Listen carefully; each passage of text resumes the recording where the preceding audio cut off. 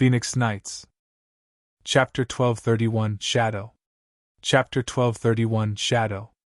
Proofreader Papatonks. Against imminent death, Juefan responded with the same deadly attack, his eyes flashing gold and black respectively, as he unleashed a thunder flame void annihilation of his own BAM. The resounding explosion sent black flames swirling everywhere, actually burning the water to nothing. Juefan got flung 1,000 meters, his eyes burning as blood trickled down, while the copycat. Blast it, he's still in the same spot and mocking me. Juefan's heart sank, he's godlike, knowing both my skills and ending up way stronger than me on top. The longer he fought, the worse it would be. Juefan was at an impasse. The copycat laughed at his conundrum. Where did all that bluster go? Didn't you think it was going to be easy than the first trial? Senior, why must you go so far? What do you get out of this? Oh, you still think I won't kill you, ha ha ha? The copycat smiled. Do you know how long I have been in this place? Without a body, I am stuck in this nether sea for all eternity. Doesn't nether sea have reincarnation? Why haven't you tried yet? Reincarnation? The copycat's eyes turned vicious, his smile mocking. Reincarnation means relinquishing everything. It's impossible for me who has so many things I'm clinging on to. I have my own way, reborn without reincarnating. I'll just destroy a human spirit and possess his body. Alas, no such specimen has darkened my door. Now that you're here, I'll kill your spirit and take your body and be reborn. Hi hi hi. The copycat cackled while dashing for Juefan while unleashing sundering sword, heaven-sealing sword, soaring sword, vaulting sword and decimating sword strikes to obliterate him. Juefan jumped back again and again, dodging out of the whirlwind of death. The close calls and the thick bloodlust he sensed from the slashes had him shudder plop. Juefan got struck by 3 sword waves. One through each hand and one through the shoulder. The pain was agonizing, a pain felt in the soul. Juefan was used to it by now, though. The problem was how to deal with the relentless copycat. Juefan brightened just then, finding hope in one aspect. The copycat has taken all my skills, but does that include my recent insight as well? Juefan halted his movements under the rain of sword energy, stilling his mind at extreme power, tyranny obliterated in an instant. Qilin fist. Juefan punched, with the tip exploding in a brilliant red boom. The space warped around him as the nether sea roiled. The horrible power crushed all in its path as it went for the copycat. Not even the sword energies could withstand it. The tyrannical path he gleaned in at the first trial matched the Qilin's power to a degree that it could take on a saint. The copycat merely smiled, shocking Juefan by punching as well, using the exact same motions Juefan did. He can copy even this. Ha ha ha, I told you I'm you. I have what you have. The copycat smashed forward. But far stronger. Bam!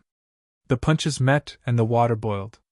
The black cracks around them spread in every direction, but the strongest shockwave came straight for Juefan. The copycat had crushed his attack again. Juefan couldn't believe this was happening.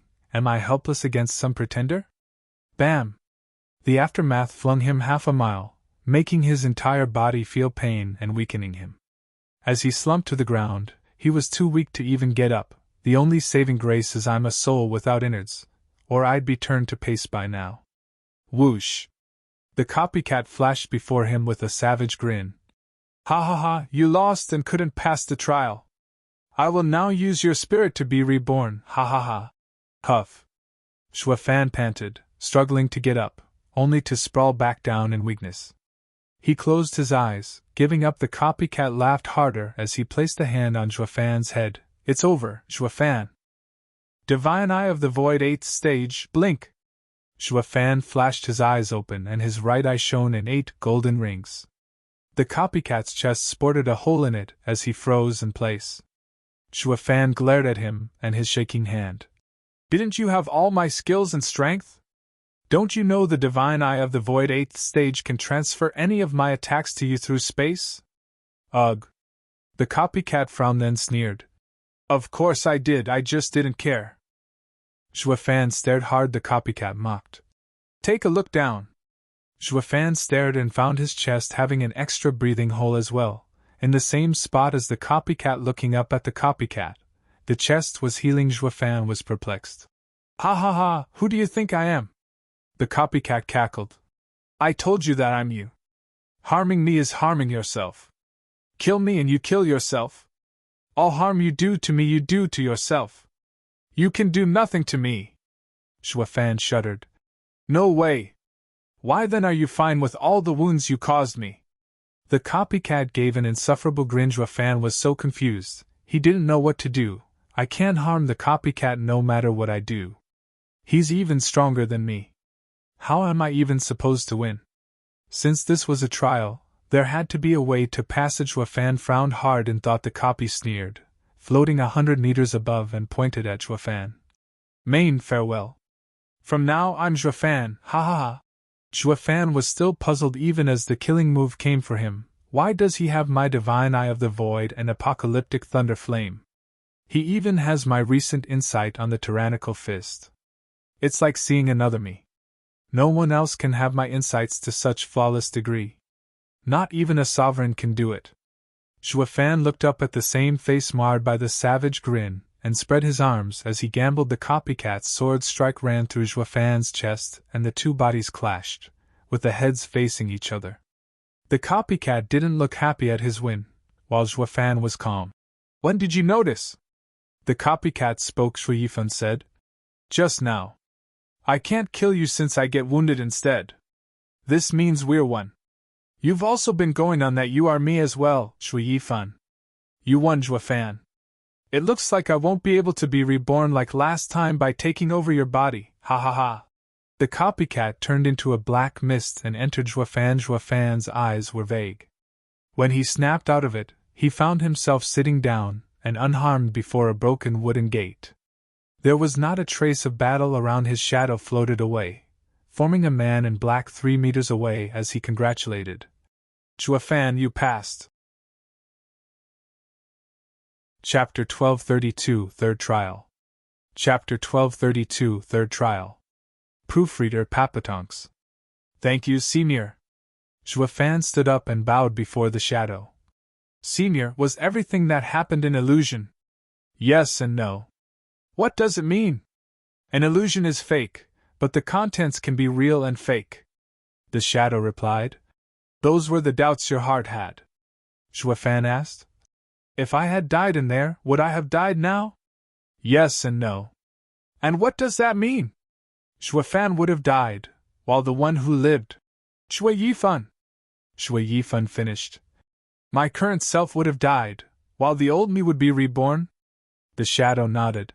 You can see it like that, but dying would be an exaggeration, since you're both one. The one remaining would control the heart. Are demonic Emperor Juefan and the current Juefan's hearts the same? Juefan shook his head. Juefan came from the mortal domain, while Juefan was a genius of the sacred domain. Their hearts diverged long ago. Why then do you still accept him? The shadow smiled. As hearts differ, so do their paths. With both of you sharing the same space, it will lead to conflicts, that leads to inner demons. You don't remove him but accept him instead? Juefan smiled and shook his head. Hearts change, but be it for good or bad, I can never deny who I was. The path I tread today was built on his remnant. Denying it means destroying my future. Just like how my strike hurt me instead of him, for we are one. Marvelous. The shadow gave a bright smile. Many saints that have gained power turn their back on their past, if not erasing it completely, focused only on seeking the sovereign stage. They are blind to the truth, that this action destroys their very selves. Each person's path leaves its mark from the very first step one takes. Erasing this mark will crush any chance at finishing their journey. This is the reason behind there being so many saints yet hardly any reaching the sovereign stage. Thank you, Senior, for your guidance.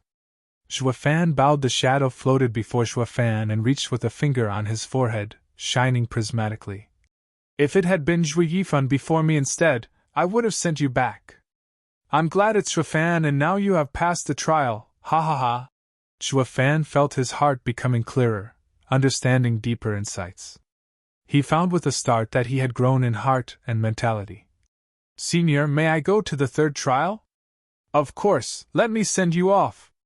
With a wave, Juefan found a black gate before him. He gave it a long look, but then someone pushed him inside. The shadow waved again, and the gate vanished. Whoosh. The sea-crossing old man and the big man appeared next to him, nodding as Juefan vanished. He passed again. I feared he would choose the old stubborn path. Yeah, since Juefan of now is also the Shuifan of before. The shadow sighed and rejoiced. I was worried as well that he'd become Shuifan, ruining all our hard work. Shuifan is the epitome of a demonic cultivator, obstinate and narrow-minded. He's unable to grasp the core of the demon transformation art, or accept our paths.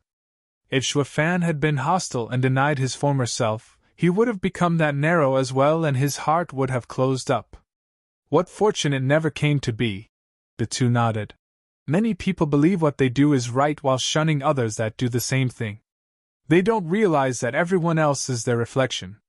It's funny how the world is filled with fools, fighting with themselves.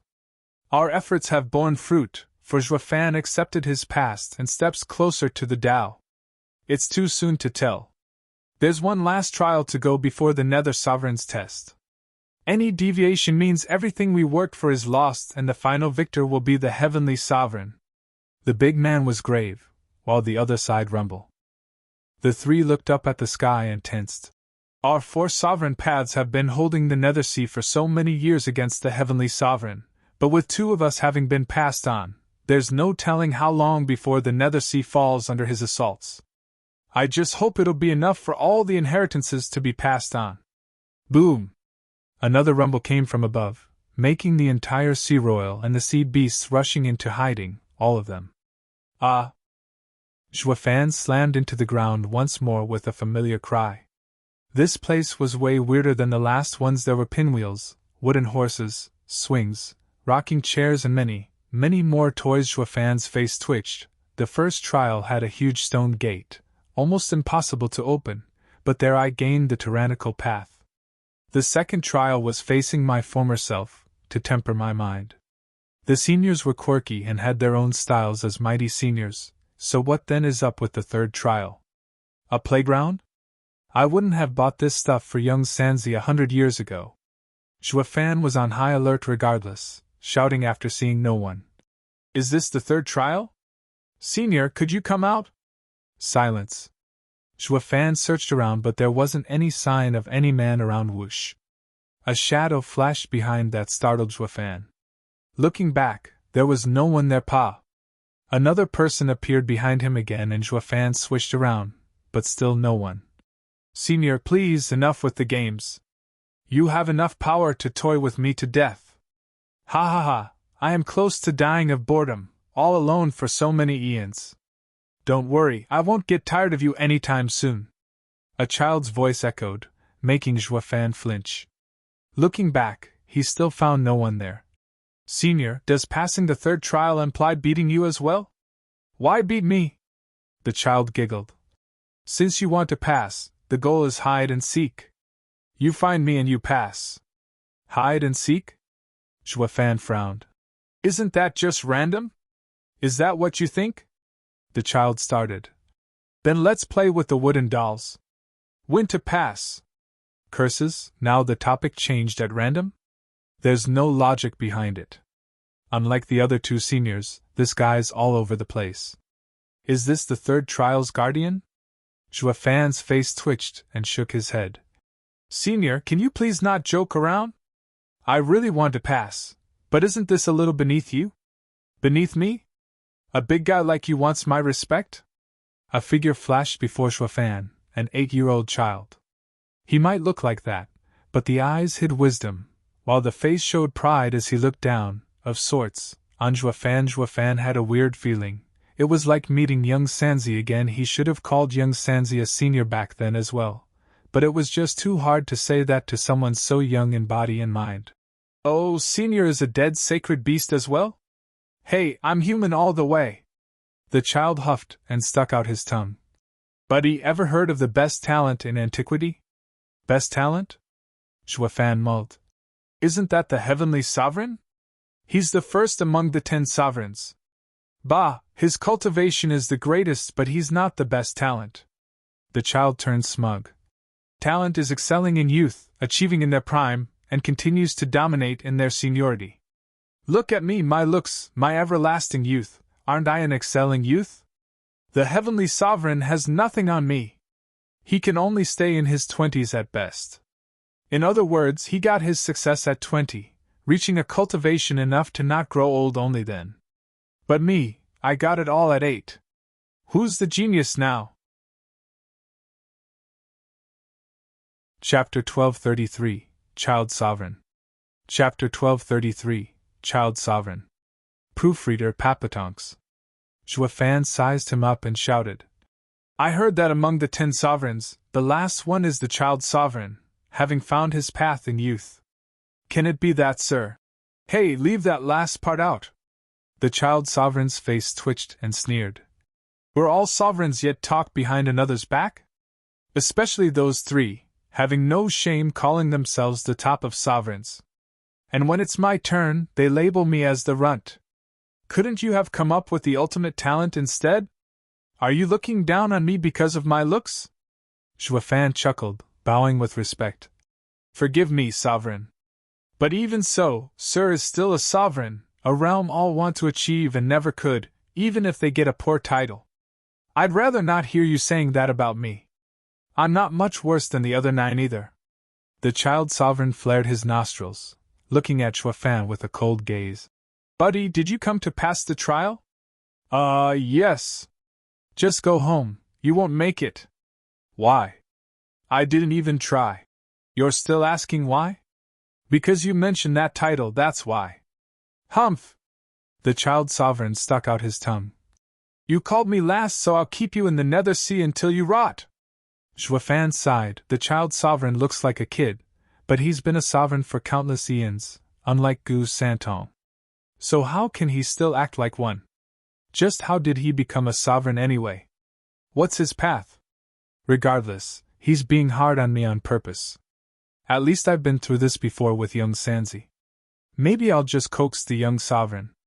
Just what made them stay the same after years and years?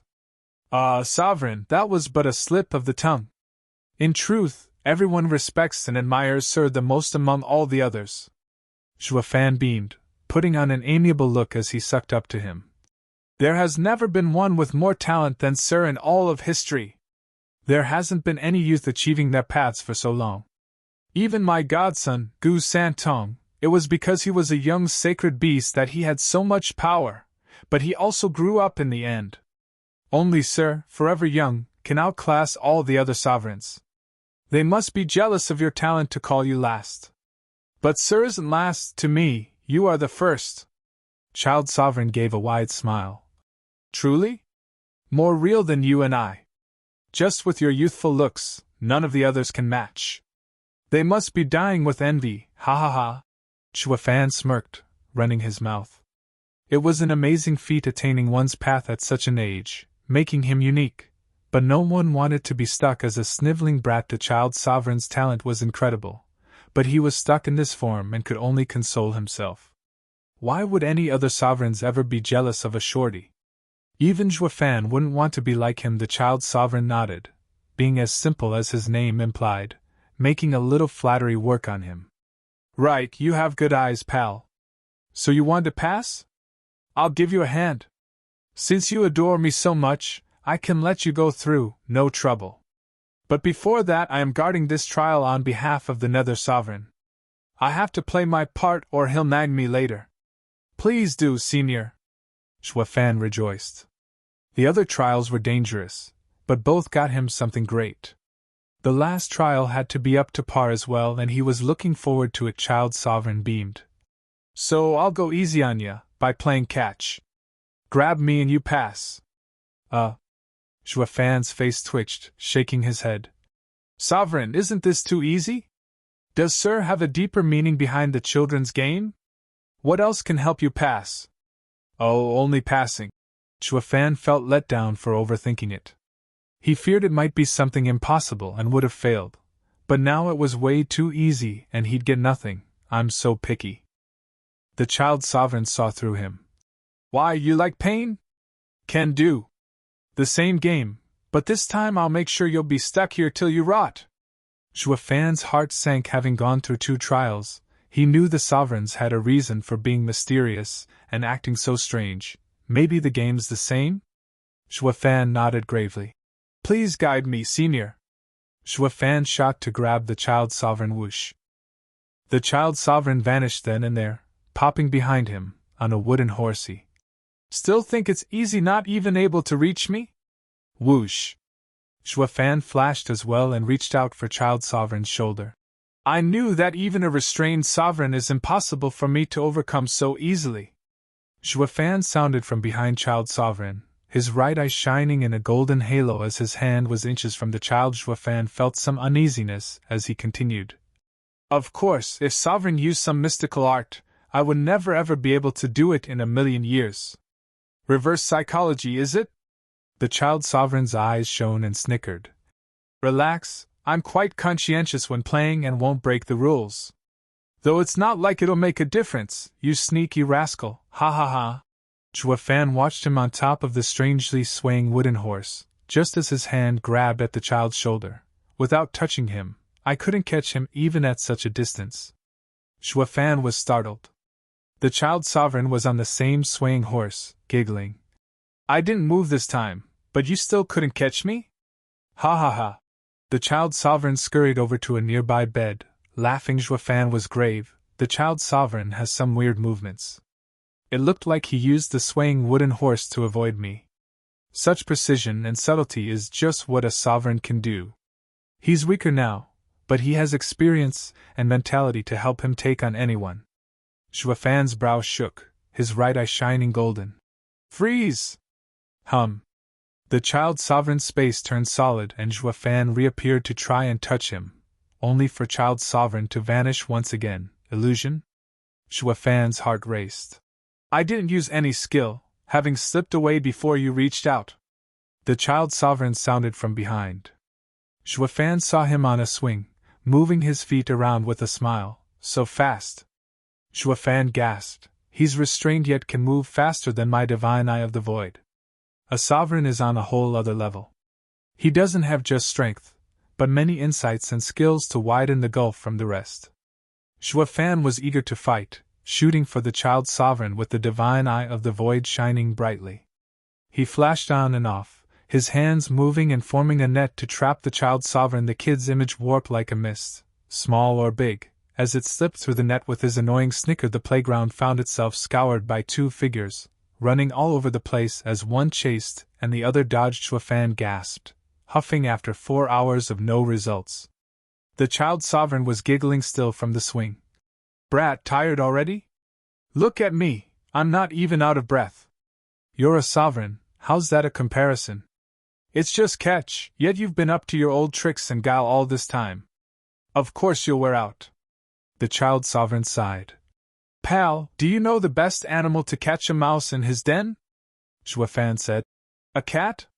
Fool, the mouse itself. The child sovereign mocked. You only want to catch me, not play along.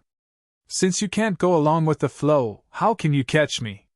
Do you even know how or where I'm dodging? Zhuofan shuddered, his mind abuzz.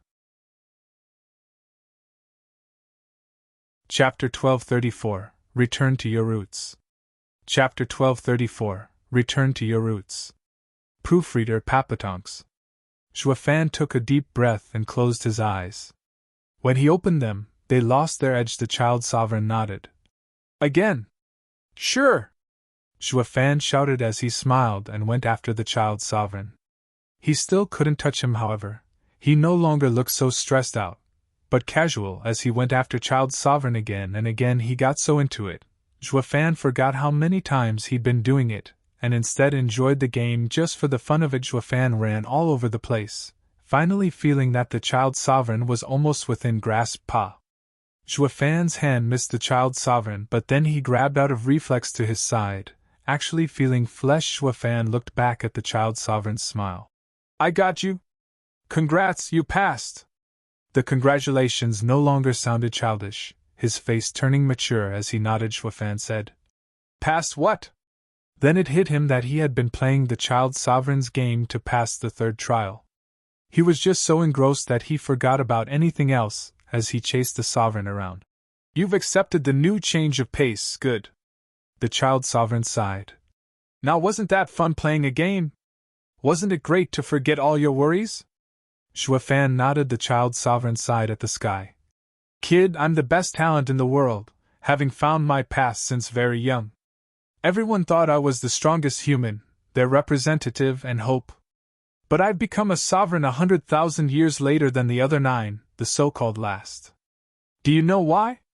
Please enlighten me, senior.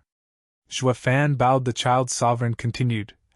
Achieving success in youth means becoming the center of everyone's hopes and responsibilities, yet having scarce experience.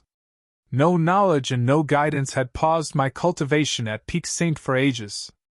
In the end, all the other 9 advanced, with only me left behind. I was confused, disillusioned, whining, dragging my feet, and then shouted at the sky, what more did it want?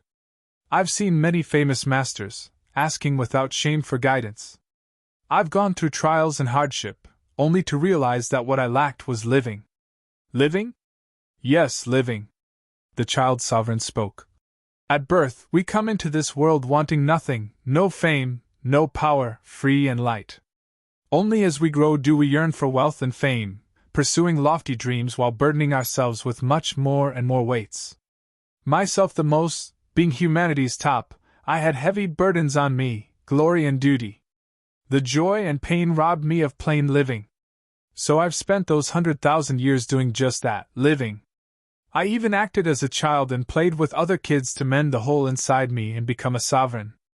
My path is that of average, returning to my roots. The child sovereign faced Xuefan and patted his shoulder. Brat, no human starts off burdened. All the worries you have are things you pick as you pursue your goal. By picking them up, you need to learn to also let go of them. Haven't you done just that since now? Return to your roots, that of an innocent child. Observe the world and you will catch me. I can't thank you enough, senior. Xuefan bowed. Child sovereign smiled and pointed 2 fingers on Xuefan's forehead, flashing prismatic. This is your proof to reach the nether sovereign's seat of enlightenment. A harsher test awaits you.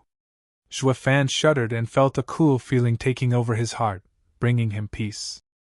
Sovereign, where might the nether sovereign's seat of enlightenment be? Xuefan bowed. Child sovereign smirked and pointed at a wooden horse. Giddy up, it will take you there. That? Xuefan winced. Sovereign, don't you have anything normal instead of a toy? It's too. Not flashy enough? I got a wooden lion with a royal air if that's more of your style. That won't be necessary. Xuefan sighed. It's not gaudiness, just that going on a wooden toy to see the nether sovereign is a little lame. What's so lame about it? I always go over there like that. The child sovereign glared at him. Didn't I tell you to let go? You expect to reach your path clinging on to all those biases from the secular world? Fine, since you won't go home. No, I'll take it. Xuefan rushed to stop him, putting on a grimace as he got on the wooden horse. He struck a funny image, a grown man riding a children's horse. He still looked stylish, though. The child sovereign burst out laughing. Xuefan sighed. Sovereign, you must be bored to death, using games to toy with me.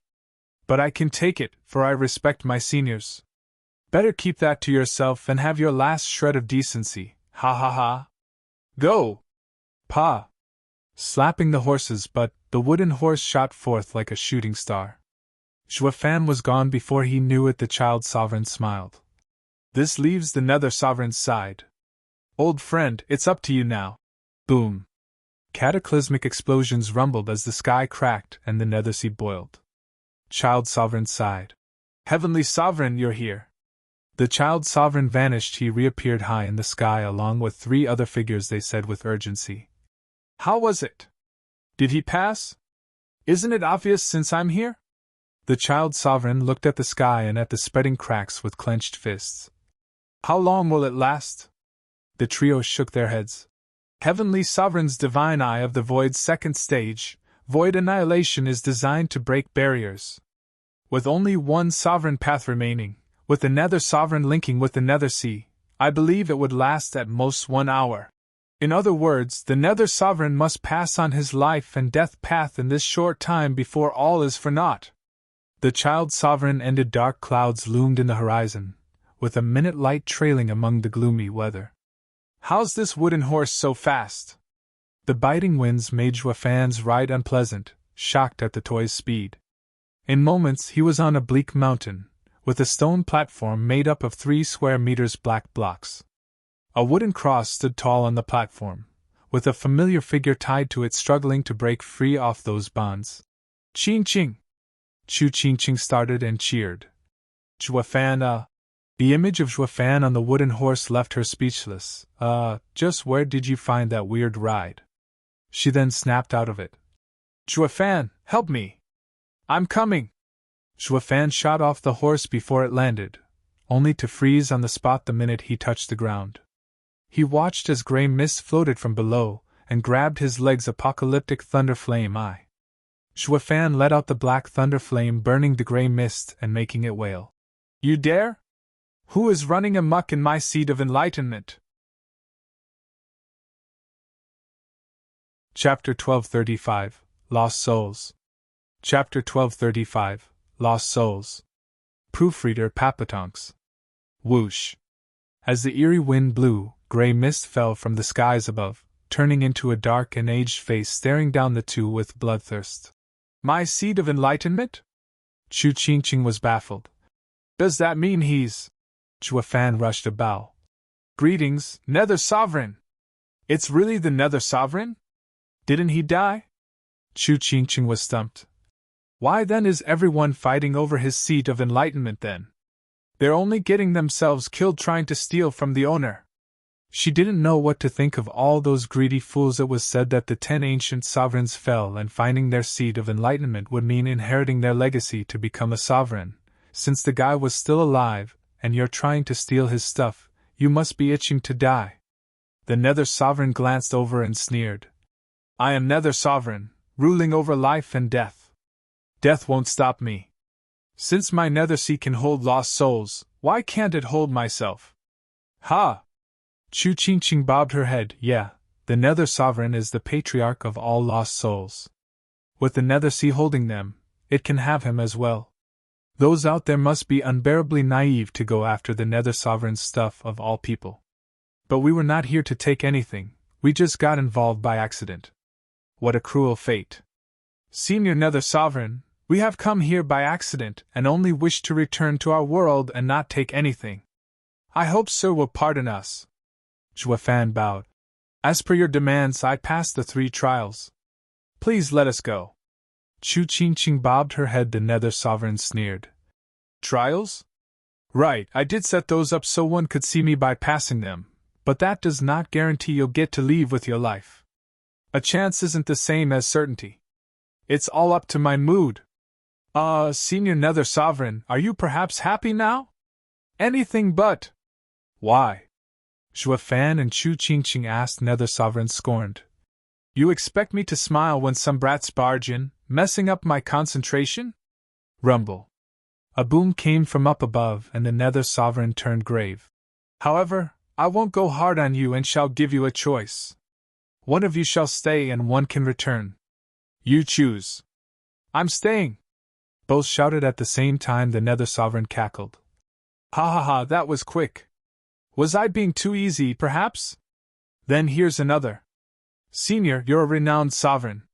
How could you not keep your word? Chu Ching Ching tensed and looked at Juafan. Since you're letting someone go, let him. I will become a lost soul. Juafan remained silent because he knew the problem was simple and complicated. Neither of them wanted the other to become a lost soul. The Nether Sovereign had brought up this question because he already had a solution in mind. The Nether Sovereign smiled. I told you that you have a chance to walk away alive. Since you couldn't choose it, let me help you. The Nether Sovereign's eyes shot 2 gray rays that created a huge hole in the air.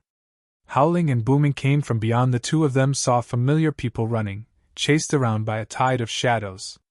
He Xie Feng and Zhao Chun were being hounded by the Nether Sea's souls. Bali Yu was there as well. What's she doing here? Juafan was worried. The Nether Sovereign turned to them. Your enemy and your friend are there. Now, since only one can live, who will you choose? Zhua Fan fell silent between him and Chu Qingqing. He would pick Qingqing without delay. His life was his own, and didn't matter what happened as long as he passed on with clear conscience, but Baliyu's sudden entrance made it harder. Dying because of him would make him feel guilty. Zhua Fan never owed anyone anything, and this made the choice that much harder. Go! The Nether Sovereign laughed, blowing over them and sending them among the sea of lost souls. Bam! He Xiaofeng met an old man's palm with his own, sending him reeling and his blood boiling, despite being a soul. Curses, there are saint souls here. The Nether Sea is too difficult. Oh, Qingqing, you're here. You found them? Zhao Qin beat a soul and looked in joy. Steward Zhua, where did you go? We couldn't find you no matter how much we looked. Are you all right? Zhua Fan frowned. They did not cross the 3 trials, or maybe. Were they for me? Doesn't everyone have the chance to receive a sovereign's guidance? Whoosh! A shadow appeared and struck for Zhua Fan's back, but then a kick sent it flying as Baliyu flashed on Zhua Fan's side, rejoicing. Zhua Fan, you're all right. Yu, did someone tell you about 3 trials? What trials? The minute we entered, lost souls started chasing us down, not bothering to even speak.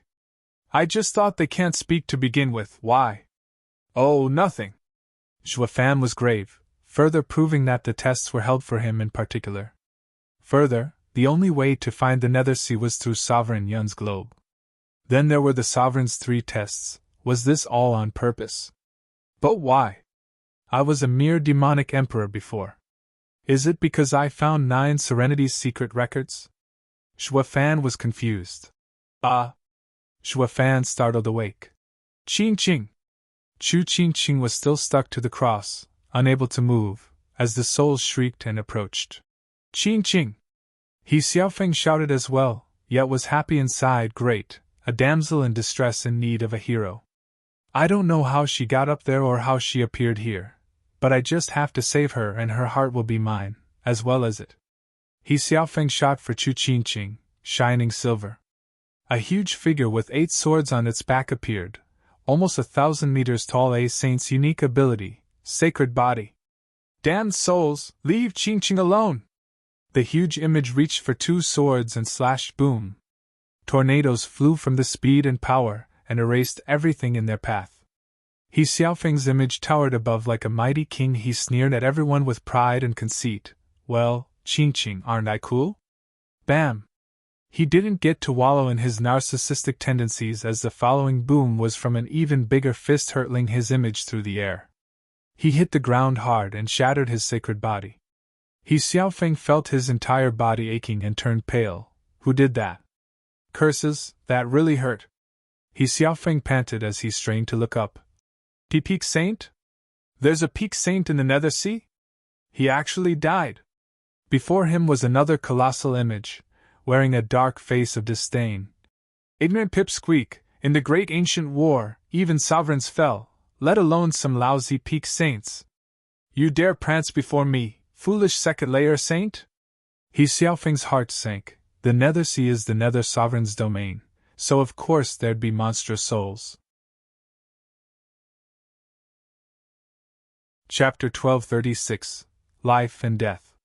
Chapter 1236 Life and Death. Proofreader Papatonks. Saint, what do we do? Zhao Qin panicked in the face of such an unstoppable enemy and rushed to He Xiaofeng. Since you're a saint, you should handle it, right? Besides, he's dead while you're alive. He Xiaofeng's face twitched, his heart shaking as he found himself stuck, unable to do anything.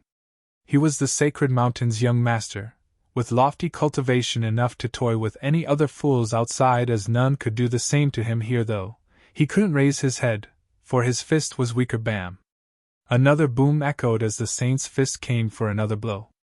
Lightning flashed, with the space cracking in places and warmth coming from one hole. That's yang energy. He Xiaofeng shouted. That's the exit. Use it to leave. Humph, you're right about that, for no matter how hellish the Nether Sea is, a glimmer of hope will always exist. The dark man's hand took out a cup with bamboo sticks, throwing it to the ground. These are life and death omens, with only 10 of 1,000 bearing life. Win and get lost. Lose and you'll stay forever. The group looked grave with this peak saint taking charge. There was no forcing one's way out. The only choice was to follow his rules, test their luck on those sticks, and hope to get that one slim chance at life. None felt the odds any bit promising. I'll go first. Zhuofan stepped out. Others found this situation a life-or-death case, while he tried to look beyond it and understand its purpose. Since the sovereign set this up, I should be safe. Without a care, Zhuofan reached out for a stick. The others were tense and grateful. Even Zhao Chen felt admiration for the man. Steward Zhua is a cut above the rest. It's a shame his cultivation is so low, for he excels in everything else. Not everyone can take the pressure of facing imminent death. They were oblivious to the fact that the game was rigged, and he knew it. The stick he chose had the word life written in red. Good sign. Zhao Chen laughed. With just 1% chance, he picked life. Steward Zhua's fortune is beyond life, ha ha ha. What fortune? That is a total disaster. He Xiaofeng spat. Picking life means our odds just dropped, imbecile. Zhao Chen choked. No one else was eager to try their luck. In the end, Bali Yu finally went for it. The thin stick had a black word on it. Death. Bali Yu sighed towards Zhuofan. The others tensing. Life is fortune while death is normal. But will such a blessing fall on me as well? What are the rest of you waiting? The peak saint huffed. I take it that you give up and choose to stay in the Nether Sea forever. He Xiaofeng glared hard at Zhao Chen, barking. Go pick! Since the order wouldn't change anything, Zhao Chen reached out with a shaky hand. Picking up a life stick, Zhao Chen was elated and laughed. He Xiaofeng's face twitched. Curses, I should have gone instead. Now the odds are lower. He Xiaofeng reached out with a trembling hand, sweat trickling down. But then he thought better and pointed at Chu Qingqing. Wait, what about her? How can she pick one when she's tied up? Her? She caused trouble and was tied up. She'll have to let another pick for her. Her fate is either to live or to have her soul destroyed here and now, never even able to wander the Nether Sea. What? Everyone gasped. What did she do to deserve such cruel punishment? Zhuofan understood everything and said nothing. He Xiaofeng's eyes shone and picked death. He Xiaofeng's horrified face was pale as paper. The peak saint cackled. Rotten cretin, how many souls did you kill in the Nether Sea so far? You should have been tied up as well and die at my hand. Now that you chose death, you're dead anyway. His palm flashed with unseen speed. Wait! He Xiaofeng shouted. The savage palm halted. Any last words? The stick wasn't for me, but for her. He Xiaofeng pointed at Chu Qingqing. Chu Qingqing shook her head. No, I didn't ask him to pick for me. That stick is his. Yeah, why would you get to pick for her? Because she's my fiancée. I decide everything about her. As if I'm not your fiancé. Chu Qingqing denied as she turned to Zhuofan. He Xiaofeng shouted with pride. My sacred mountain supports your master, and she obeys us. You were always meant for me. You have always been my child bride. Everything you have is because of me. You can just ask your master when you go back. No, that just cannot be. Chu Qingqing shook her head in anger. You're just afraid of dying and are spouting crap. No, he is right. The peak saint boomed. You entered with your souls in the Nether Sea and manifested in bodies. In other words, your soul's energy is under the Nether Sea's watchful eye. Any lie you say will be reflected on your in bodies. As there is no reaction from him, this proves it is true. Chu Qingqing shuddered, hanging her head in disbelief. How could Master? Zhuofan pondered. They know of the sovereign path on her, and they now want it. Well, can I choose for her now? Yes. Ignoring Chu Qingqing's crushed face, He Xiaofeng asked for clarification. Then grinned. Having extended his life for a couple more minutes, he now had another chance to actually survive this, so he picked a stick again, far more carefully. Pa! He Xiaofeng chose from the middle and held out the stick with the red word as he cackled. It's life. I picked life. I can return, ha ha ha. You three can return while the women will stay. The Peak Saint spoke. You also have the option to give your stick to another, if you so choose to. TCH, who'd ever pick death over life? That added part is pointless. Zhao Chen sneered as he looked around. He saw He Xiaofeng's savage grin. What are you doing? Nothing, just wish you'd give life to Qingqing. He Xiaofeng spoke evilly. As my fiancée, I have to save her. Screw you! Now you care? What about just now when you used her? Zhao Chen's face twitched, cursing inside. Then he turned to Zhuofan. Saint, why are you going after me when he also has one? Yeah. He Xiaofeng's eyes shone with savagery, setting his sinister smirk on Zhuofan. The Peak Saint stepped in. Once chosen, only the two doing the exchange may decide. In other words, the one who chooses life must want to, but the one who chooses death must want just as well for the deal to work. TCH, it's obvious for a life chooser, but what's up with a death chooser refusing? Zhao Chen sneered. How do you know they wouldn't want to? The man mocked. Vulgar fools like you can never understand life and death. Have you forgotten that the Nether Sea is watching your souls? Your true intentions will be laid bare regardless of lies. That's why the Nether Sea insists for souls to enter. It's like baring yourself and exposing every aspect of you. He Xiaofeng sighed and spat. Zhuofan, weren't you always fond of Qingqing? You should sacrifice yourself for her. No, I changed my mind. Zhuofan chuckled, turning to Bali Yu. I want to give my life to you.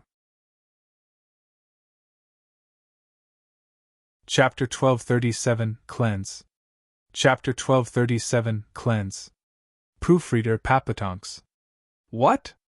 Everyone was baffled, even Bali Yu, by Zhuofan's choice. Didn't he always love Chu Qingqing? Why? Zhuofan walked before Bali Yu and sighed as he gave her the life stick. There's no need for you to stay in hell because of me. Go back. You're giving me life because you owe me? Her big eyes watched him. Zhuofan shook his head. No, that intention might have been before, but now I truly want you to live. Just because the heart chooses to. Bali Yu looked at the Peak Saint with questioning eyes. He is sincere. The saint judged Bali Yu bit her lip and looked at Chu Qingqing as she held her own death stick. I understand what you're thinking. Even though you want to die, I will respect your decision. Both hearts agree. The deal is concluded. The saint spoke. Zhuofan smiled and patted Bali Yu's shoulder, taking her death stick and walking to Chu Qingqing. Bali Yu's eyes teared up. He Xiaofeng was baffled. What's up with them? Why did he yearn for the death stick more than his life? Insatiable fools like you could never understand life and death. The Peak Saint sneered at them, then he flashed next to Chu Qingqing and Zhuofan, his huge palm hovering overhead. Having chosen death, this palm shall destroy you. Zhuofan hugged Chu Qingqing with a peaceful expression. Will you regret us dying? It matters not when neither life nor death can part us. Chu Qingqing smiled back, then sighed. I just feel a bit of loss since I don't know where I came from. I had someone look into it. We'll know it soon if we survive. Since death doesn't matter, either does anything else as I'm with you. Chu Qingqing muttered. Boom. The huge palms slammed down, the two vanishing in a flash of bright light. Dead. Everyone watched them vanish. Then Zhao Chen shrugged. I came to the Nether Sea yet got nothing from my troubles, losing instead my genius aid. Crack. He Xiaofeng's clenched his fists. I have it much worse than you. Do you have any idea how much Chu Qingqing was worth? The ancient and fragmented records of the sacred mountains say that she could become a sovereign. It's an utter loss letting her die here in the Nether Sea. I shouldn't have brought her. I thought she might be of help searching for a sovereign's domain, but... He Xiaofeng flicked his sleeve and left Bali Yu watch the two vanish with a bitter smile. The Peak Saint called out before she went as well. Wait. What is it? Bali Yu frowned. Tao is descending and the end of days is nigh. The only hope lies with Zhuofan. Seeing your sincerity towards him, I can trust you. The Nether Sovereign wishes to ask you if you will help him. He's still alive? Bali Yu cheered. Zhuofan and Chu Qingqing appeared back on the stone platform, with the Nether Sovereign watching the couple with a nod. Living fear death, but that is mere regret of the things they have to give up by dying, the things they couldn't do. Letting go of everything makes life and death meaningless. Zhuofan, you passed the last test. Thank you, Sovereign, for your wisdom. Zhuofan bowed. Only, aren't you worried that I was certain you wouldn't kill me? The Nether Sovereign raised an eyebrow. Kill you? Did you really think I never thought of it? Except for the 3 guardians, the other testers were Shui Yifan from your heart, and that peak saint. None of them have ever gone easy on you. By failing to grasp the tyrannical path, you wouldn't have passed the first trial. You took on his fist intent, and while you can't feel it, your body is in shambles. Any more strikes and your body would have crumbled and left you in the Nether Sea forever. Zhuofan shuddered from shock. On the second trial, if Shui Yifan had won, you wouldn't be you anymore. Your heart would have regressed to the time of being the demonic emperor in sacred domain, with the 100 years of experience in the mortal domain erased. The Nether Sovereign continued. In the third trial, was it really just a game with the Child Sovereign? With your Spirit King soul power, didn't you find it odd how you still stood after 4 hours of relentless running? The trial strained your mind. Your spirit would have been spent to death if you hadn't understood the path. Gulp. Zhuofan's heart froze. He always thought they used different ways of teaching him, not realizing the deadly danger lurking beneath the Nether Sovereign mocked. The 3 trials and the 5 testers, all passed on to you their path while also ready to kill you in the process. Nothing is free in this world. The bigger the risk, the bigger the reward, with the reward always in correlation with the price. They were earnest in passing their path to you, that meant holding nothing back, even if it meant ruining everything by killing you. It is the only way to truly invest oneself in teaching, by giving their all so that you can understand them. Just like that last palm, it struck not you, but your heart. Had you not let go of all your worries, even believing to have a lucky break, the palm would have shattered your soul. It had nothing to do with Miss Chu at all. It was all you, ha ha ha. Zhuofan felt a chill down his spine, realizing with a start just how close he was skirting death. The sovereigns were too playful, hiding death behind their smiles and making me confused. The Nether Sovereign smiled rumble. The skies shook hard, the sounds slamming into their ears. The Nether Sovereign grew worried and rushed things. Zhuofan, once you return, focus on understanding my life and death path, as well as the other 3 paths. It's all up to you to stop the end of days. End of days? Zhuofan started, but then a prismatic glow entered him from the Nether Sovereign. The gloomy sky shattered and golden rays shone down from the high heavens. Nether Sovereign shouted, "Go!" The 2 were blown away and vanished from sight. The Nether Sovereign turned to the golden glow above and whistled. The other testers arrived, looking grave.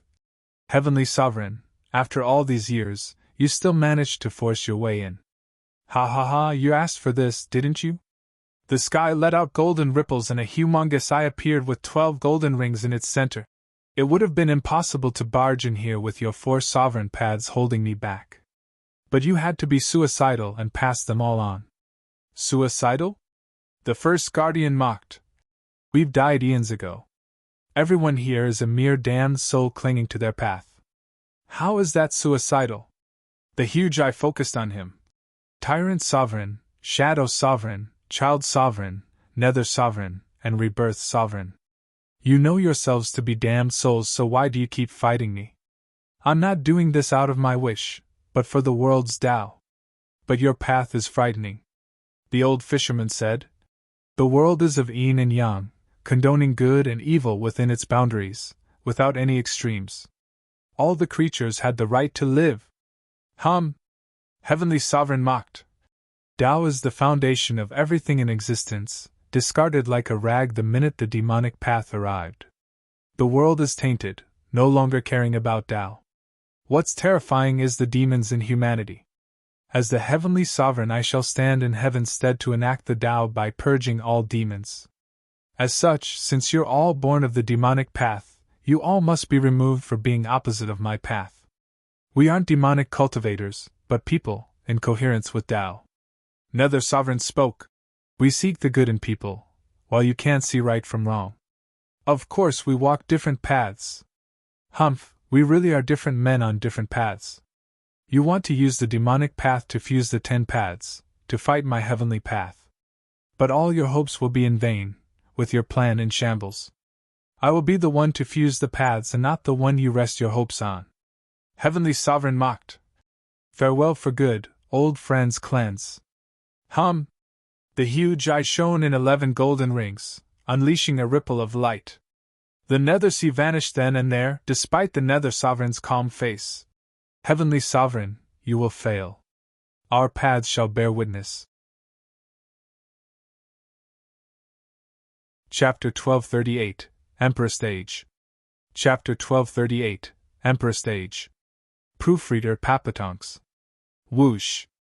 A shadow flitted beneath the blazing sun. Before slamming into Juafan's body he shook and coughed blood. Senior Nether Sovereign was right. I couldn't feel it, but my body is a wreck from Senior Tyrant Emperor's punches. Feeling sharp pain from everywhere, Juafan sighed. Those seniors went all out when it came to passing their path, going as far as killing me if they had to. Big Brother Jua! A cry came. Great, your soul is back. That he Xiaofeng and Zhao Chun came back before and said you and Sister Qing Qing died in Nether Sea. You gave me such a fright. Thank heaven, Sister, you came after and said that you'd wake up. Juafan looked at Schwanger and her smile. Then he looked around, but all he found was Luo clansmen. Where are the others and Qing Qing?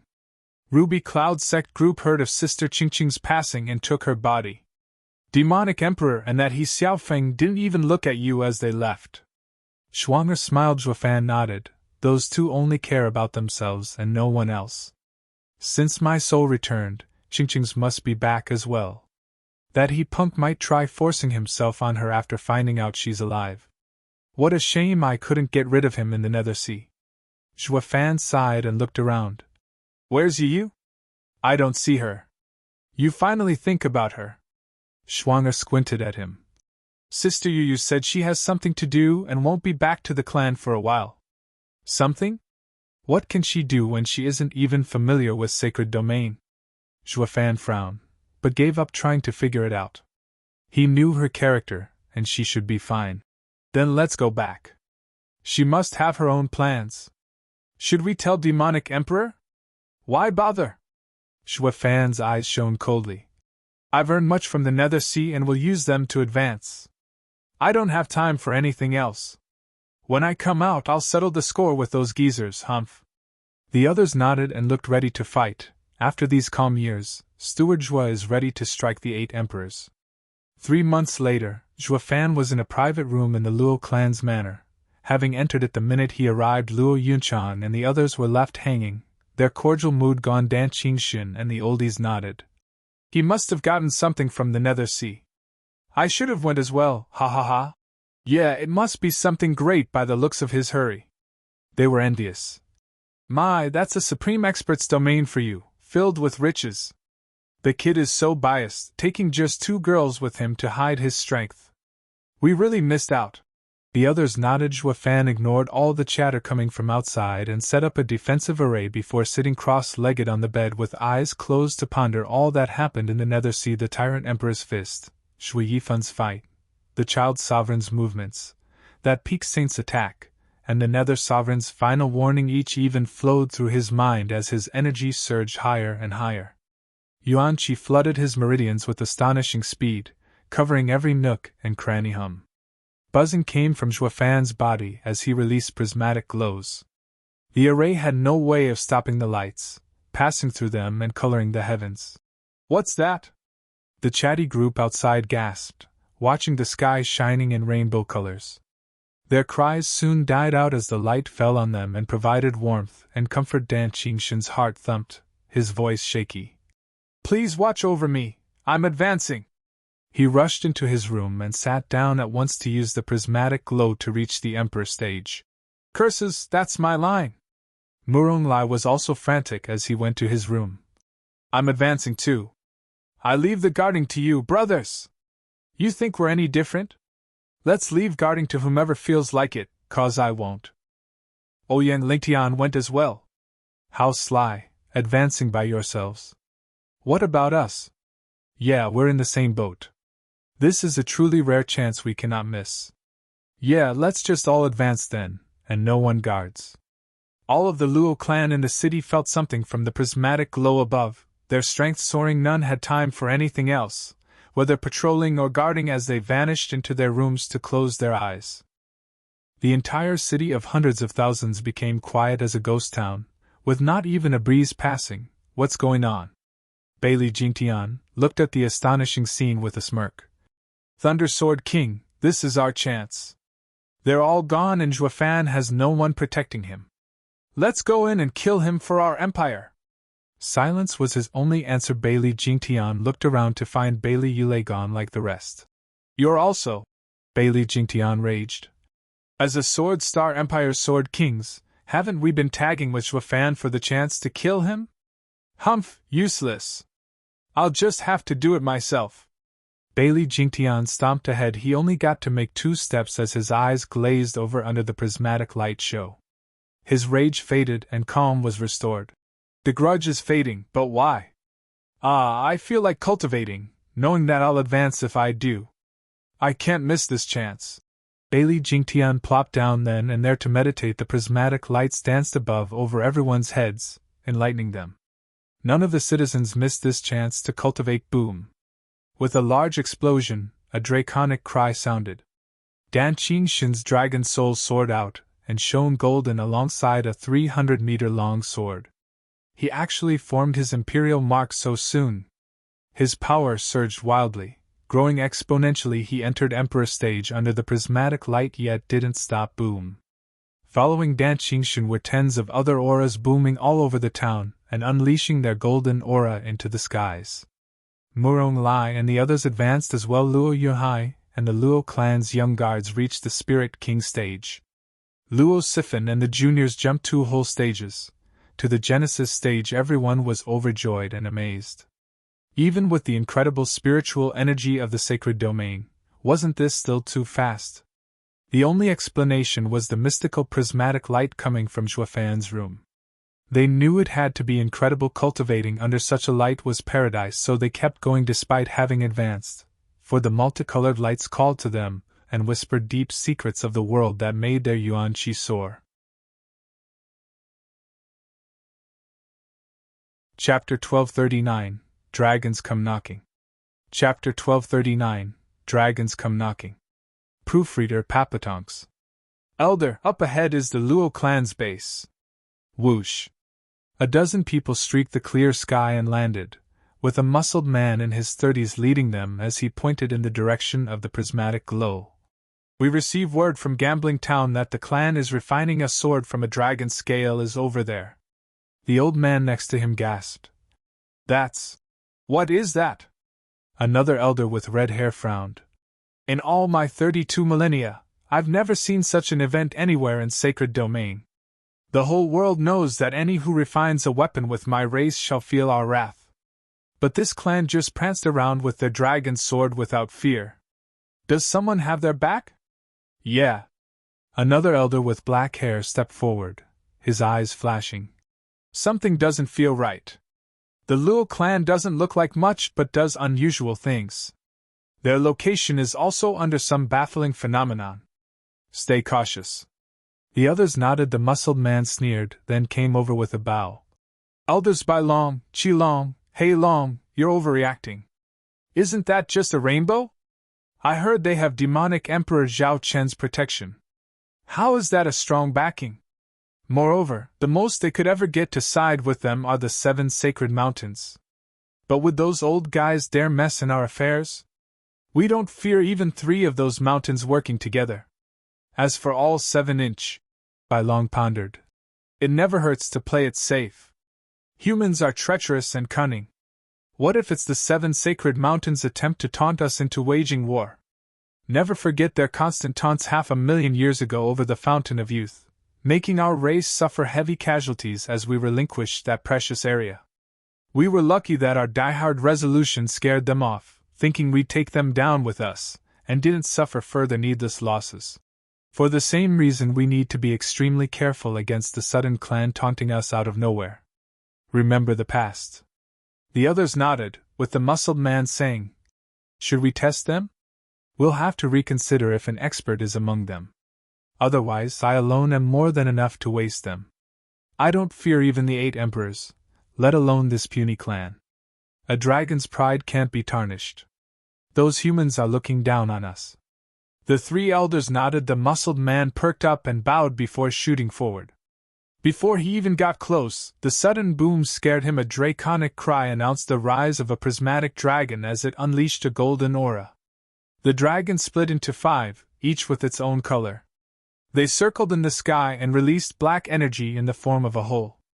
As the golden auras converged, the dragons intertwined their heads and tails to form the frame of a black mirror. This was Zhuafan's imperial mark, the heaven-devouring Wraith mirror. The black mirror fell in Zhuafan's room and vanished, followed by the disappearance of the prismatic lights. Everyone else shot their eyes open, looking at the clear sky and sighing with disappointment. Where did the lights go? Couldn't it last a bit longer? We haven't had enough. After they checked their cultivation, their joy shot higher than the sorrow. All had grown by a large margin. Dan Qinshin, Murong Lai and the other oldies were now peak emperors. Even 8 emperors were nothing to them now as inheritors of the Sword Sovereign, and having gone through Zhuafan's 4 sovereign paths baptism, the 8 emperors were like children now. Even those chosen from the sacred mountains couldn't compare in foundation with them. For heaven's sake! I told you it was a rainbow. The muscled man calmed himself as he said, that was a human forming his imperial mark. Why did he have a dragon soul? Curses, the punk stole our dragon power to form his soul. How did he do it under our watch? The muscled man was puzzled, but then he shot at the city in rage. A mere human not only stole our dragon power but even used us for a weapon. They must all die. His berserk roar caused the cheerful Dan Qinshin and others to flinch. They focused on the muscled man charging into their city. Puny Luo clan, you have some nerve! I will obliterate you all! Peak Emperor power was unleashed, flooding the city with his bloodthirst. The Luo clan would have been hard-pressed against such a mighty foe for sure, 2 days ago that is. But now, the Luo clan's spirit kings were peak emperors. An emperor making a scene here? Nothing but a trifle. Where did this guy come from? He's got spunk. Dan Qinshin whispered to the others. Murong Lai beamed, filled with battle spirit. Was such a perfect test subject showing up, why not use him to hone our newfound emperor strength? Agreed! Everyone nodded with devious grins, even Bailey Yulei got excited. But first, form a line. We can't have anyone hog him. Like usual then. Murong Lai grinned at Li Jingtian. Luo clan's original venerables go first then us, ha ha ha. Don't mind if we do, ha ha ha. Li Jingtian cupped his hands, filled with battle lust as he shot for the city limit. I'm your opponent! The muscled guy nodded. Peak Emperor, good. I didn't think a tiny clan would have one. A shame you're a human. Us dragons are 10s of times stronger than you, humph. You're a dragon? Li Jingtian gasped, then grew thrilled at the challenge. Awesome! I can go all out then. Come again? They say dragons have the strongest bodies. I'm also a body cultivator, so let's dance. Li Jingtian laughed and shot for the muscled guy with a punch covered in black energy. Bam! A savage shockwave spread outward, causing the space to warp. Li Jingtian's punch landed in the guy's outstretched hand, unleashing a violent wind. His body shuddered under the mighty force. The muscled guy gasped. I didn't know humans could train their bodies to such a degree. A real shame, though, that you're just a human. No amount of training could ever help to win against dragons. Boom! The muscled man shook his hand and shot Li Jingtian back for a dozen steps. His eyes were filled with shock and thrill. Dragons are so powerful. Old Li, use your imperial mark. You're no beast, so don't try meeting one with just your body. We humans use martial arts to our advantage. A shout roused Li Jingtian from his frenzy. Chiu Yehai. The others nodded. The muscled man mocked. Your friend's right. A mere human could never best dragons in raw power. That's why you humans are so prideful in the imperial mark. Dying before taking it out, I would send you off in tears, ha ha ha. Those below are counting on you to protect them with the imperial mark. What the hell do you know? They're urging me so I'd finish fast, and they'll get a shot. Especially those Sword Kings. Once they get here, you won't stand a chance, even as a dragon. Those are the real monsters here. You're nothing but a freak of nature. Li Jingtian took a deep breath and made a sign. Using the imperial mark he just formed, he came to test himself. But this guy was actually waiting for him to show his best. Don't you know where you are? This is the Luo clan, home of monsters and devils. Those below can't wait to chew you up and spit you back out. Chapter 1240. Are they human? Chapter 1240. Are they human? Proofreader Papatonks. Imperial Mark, heaven-crushing black dragon. Squinting, Li Jingtian finished making signs and shouted. With a flash of golden, a huge black dragon coiled around an equally large seal high in the sky. Li Jingtian pointed, and with a draconic roar, the sea smashed towards the muscled guy. The space around it shook and warped from its power. The muscled guy widened at its incredible power, and raised a growing arm. Bam! The arm of a peak emperor dragon slammed into the martial fanatic Li Jingtian, sending shockwaves on impact, yet none faltered back. The space was the one taking the brunt of their relentless power. With constant ripples flashing out, the muscled guy's eye twitched in shock. It amazed him how Li Jingtian had the strength to match his. It was said a human's imperial mark was unstoppable, just like a spiritual beast's tough body. He, however, was a dragon, and ending a fight with a human in a draw would only bring him disgrace. The muscled guy's face turned red. Crack. His body shook and his eyes grew bigger as sweat dripped down. He strained as he pushed harder and sent the mark back. Li Jingtian shuddered and coughed blood. You win this round, but the next one is mine. Humph, you're not bad yourself. It's the first time a human of equal level broke my arm. He looked at his shaking right arm and said, Too bad there's no second round. I can still fight even with a broken arm, but you've suffered a heavier wound, weakening your imperial mark and dooming your fate. With you gone, the Luo clan will have no expert defending it, ha ha ha. Li Jingtian gave him a dumb look and flew down. I'm not the Luo clan's true defender. I just dropped by for a spar and not to die. Besides, there are plenty of others that can clobber you. There's just the matter of making sure those freaks don't kill you so I can have my fill sparring with you. Li Jingtian turned to Qiu Yanhai. Your turn. Old Li, what's up with going all out in a spar? It's not about your wounds, but breaking his arm. Won't my spar be one-sided, without going all out even? Stop with the bragging. One hand is enough for him to take you on. Now go! Li Jingtian sighed. The muscled guy was baffled. There's another one stronger around? The Luo clan must be something else to have two of peak emperors. The muscled guy couldn't believe his ears, only accepting it when Qiu Yanhai flew before him. Qiu Yanhai smiled and bowed. After you? Humph, you must be dreaming, thinking you can beat me with two peak emperors. Your only chance is to come at me together, instead of dying by challenging me alone. The muscled guy charged. It was clear the possibility of having both peak emperors ganging up on him had him on edge. He wanted to end this fast. It really was a quick spar. 3 minutes later, Qiu Yanhai huffed with a pale face and was bleeding from the mouth. He saluted. Dragons are indeed strong. I lost. The muscled guy's face twitched, downcast as he stared at his singed palm. Screw your loss. He's as strong as the first guy. Now my other arm is ruined. What the hell is up with the Luo clan? How did they get two experts at the level of 8 emperors? At least there isn't a third one showing up. Hey, who's next? Qiu Yanhai's question had his heart shivering. Whoosh. A figure in white flashed over Shui Qingjian. She glanced at his ruined hands and snapped at Qiu Yanhai. Wasn't this a spar? Why go all out like Old Li? How am I to train against a handicapped adversary? I can't gauge my imperial mark like this. Sorry, honey, it was in the heat of the moment, he. Qiu Yanhai gave a goony smile. Train? You're using me for a punching bag? The muscled guy noticed Shui Qingjian at peak emperor stage and cried out. Just how many emperors do you have? All of them here. Shui Qingjian pointed at the group below and they all flew up, With dozens at peak power among the hundreds, the dreadful maelstrom of auras had the muscled guy's face twitching. Curses!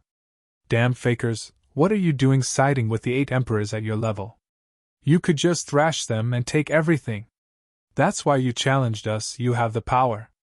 But we've come prepared and won't fail. The muscled guy roared. The people started and saw his smug smile. Humph, no matter how many you are, you'll all die.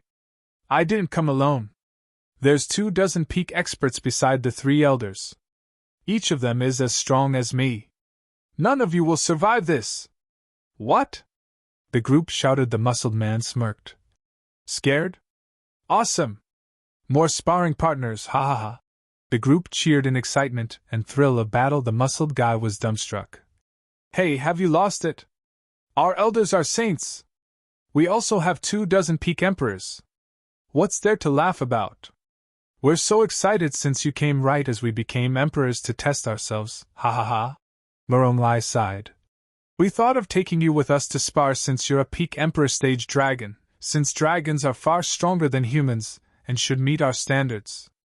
Alas, look how you ended up after just 2 bouts. You're no training material at all. To test ourselves, we need saints. Of course, we'd be excited with your elders coming over. But how do we split them? There's just 3 of them. Wine Sword Immortal posed a very good question. Dan Qingshan said.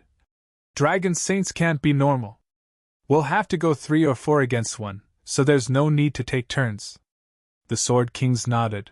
Leave the strongest to me for a while. The group turned to find Sword Child there as well. I'm Dad's sword and reached peak emperor stage thanks to his inspiration. A couple of dragon saints aren't a problem to me. Just leave them to me when you find it too tough to go on. Their eyes twitched and gave him a nasty look. We won't give you the chance. Young master can just watch from the sidelines. Stubborn fools. Sword Child turned his head away. The muscled guy had a dumb stare. Are these guys human? We came to destroy them, yet they take us for training partners? Are they that strong? The muscled guy's beliefs crumbled then and there. What's wrong with today's generation? Since when did humans become stronger than dragons? Whoosh. Dozens of figures appeared, with the 3 dragon elders and the lead elder. Bailong said. What happened? Did you meet an expert and call for help? The muscle guy's lips shook, raising his ruined arms and pointed at the hundreds of people in front. The elders gasped. Why are there so many emperors? It's like an 8 emperors faction. No, not even they have so many peak emperors. SSS. The elders shuddered, their spine tingling under the gaze of 10 people locking onto them like prey. What did we get ourselves into? Wait. Since when did humans look at dragons like that? We're dragon saints too. Chapter 1241, Dragon Form. Chapter 1241, Dragon Form. Proofreader Papatonks. Pick your targets. Charge! Having long been ready, Murong Lai and the rest shouted with zeal, each after 1 dragon expert. The rest followed after them. The elders gasped. You didn't explain to them who we are? I did. The muscled guy shook his head. It's because of it they don't fear us, wanting to fight us instead. For crying out loud, what is wrong with them? These humans don't even respect us. We'll have to cull 100 and make an example of them.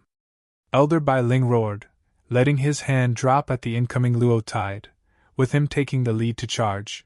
Attack! These humans must have forgotten our might after so many years. Let them suffer for it. Draconic roars littered the sky as the 24 dragon experts followed him into battle. Boom. The savage shockwave shook the space as it spread from the impact. The 24 dragons were up against hundreds of Luo clansmen, with even the elders facing 3 or 4 sword kings. This showed a clear contrast between the 2 races, with dragons tens of times stronger. The shock, however, came for those prideful dragons. Divine Dragon Sweep. Elder Bai Long unleashed a mighty palm. An image of a hundreds of meters long draconic tail lashing out appeared behind, leaving spatial distortions in its wake. Under such power, the landscape would change for thousands of miles, with the Luo clan's town flattened. Decimating lash. Vaulting Dragon Cleave. Sundering Lightning. Murong Lai, Dan Qingshan and Bailey Yulei intervened with their imperial mark made of their sword arts. The dragon tail broke down into nothing. Elder Bai Long shuddered back 5 steps and looked back in shock. It can't be. 3 peak human emperors blocked my attack. They're not your normal emperors for sure. Elder Bai Long was grave, now understanding why these folk were so antagonistic. They were freaks. The other side faltered 5 steps as well, looking at the elder with thrill and astonishment. That's a dragon saint for you. They could only fight him together.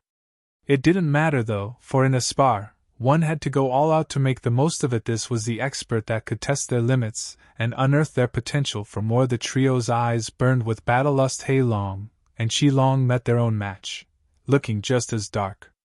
As for the other 20+ dragon emperors, they had to contend with normal Luo clan emperors, 10s of them each. As the ardent fight went on, the proud dragons realized these humans weren't normal. They doubted they could even beat them at this point. The muscled guy who started it all sighed, "What have we gotten ourselves into?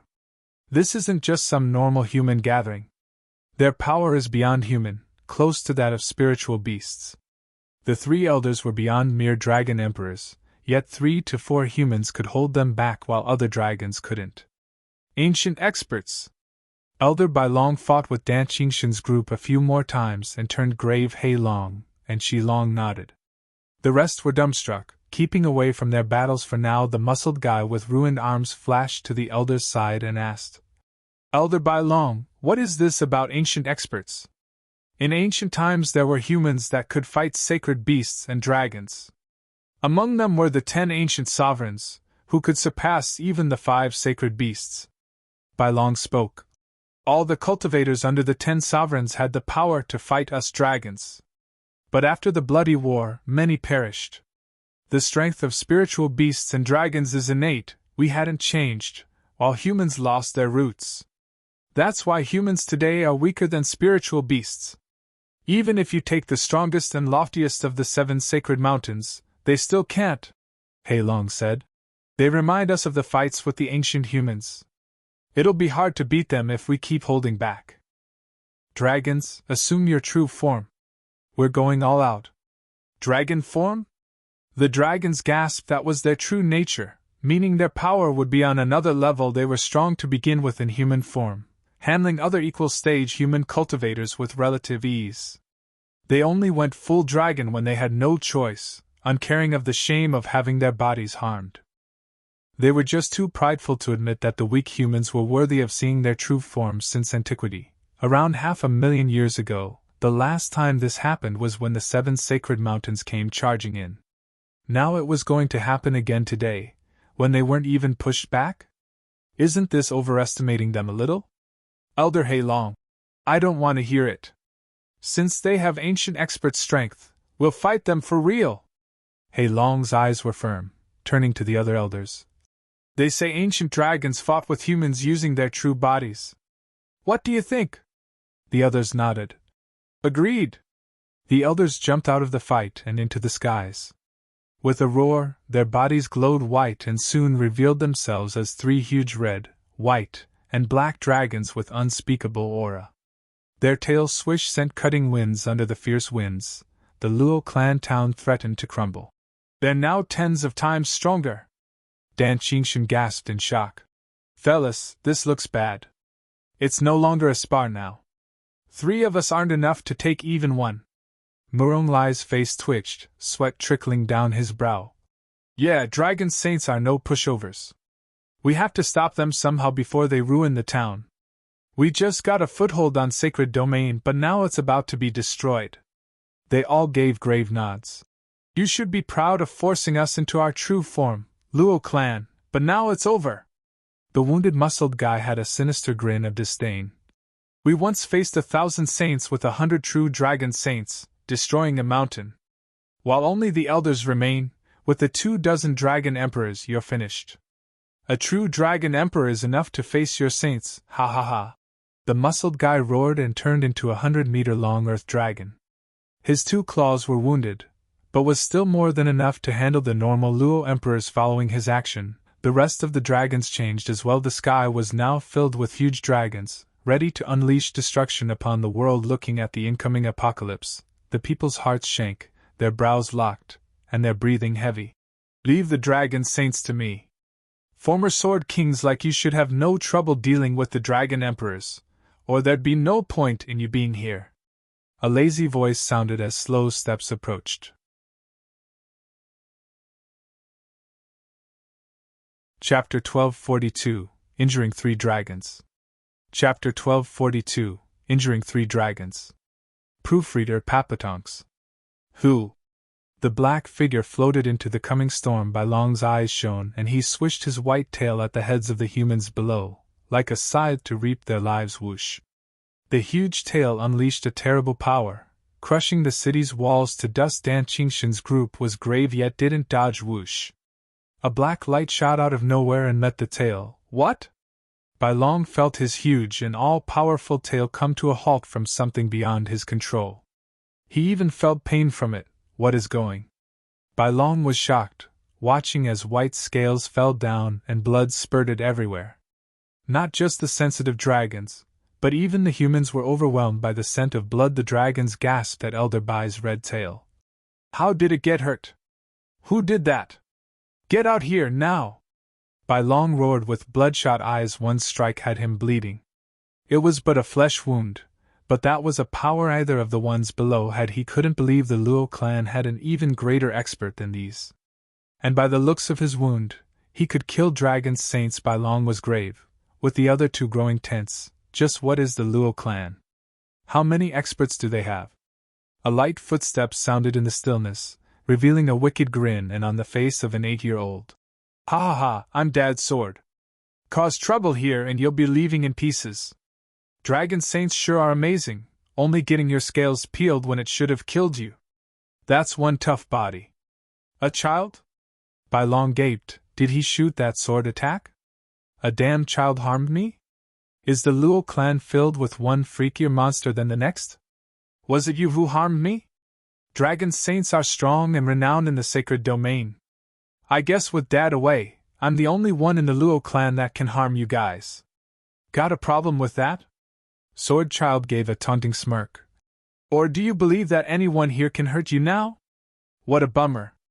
Since anyone can kill you, are you worms or dragons? Ha ha ha. How dare you!" Hei Long roared in fury, flicking his tail at Sword Child. "Have a taste of this then. Feel free to dodge, but your town will be no more. Be buried with the rest of them." "Who?" A huge shadow came crashing down, overshadowing the sun. Sword Child smiled and charged at Hei Long with his right hand shining black. "Then why don't you try my power? Dragons and sacred beasts aren't the toughest in the world. I have the strongest body, ha ha ha. Apocalyptic sword." Bam! The oversized black tail clashed with the tiny Sword Child in a glorious explosion.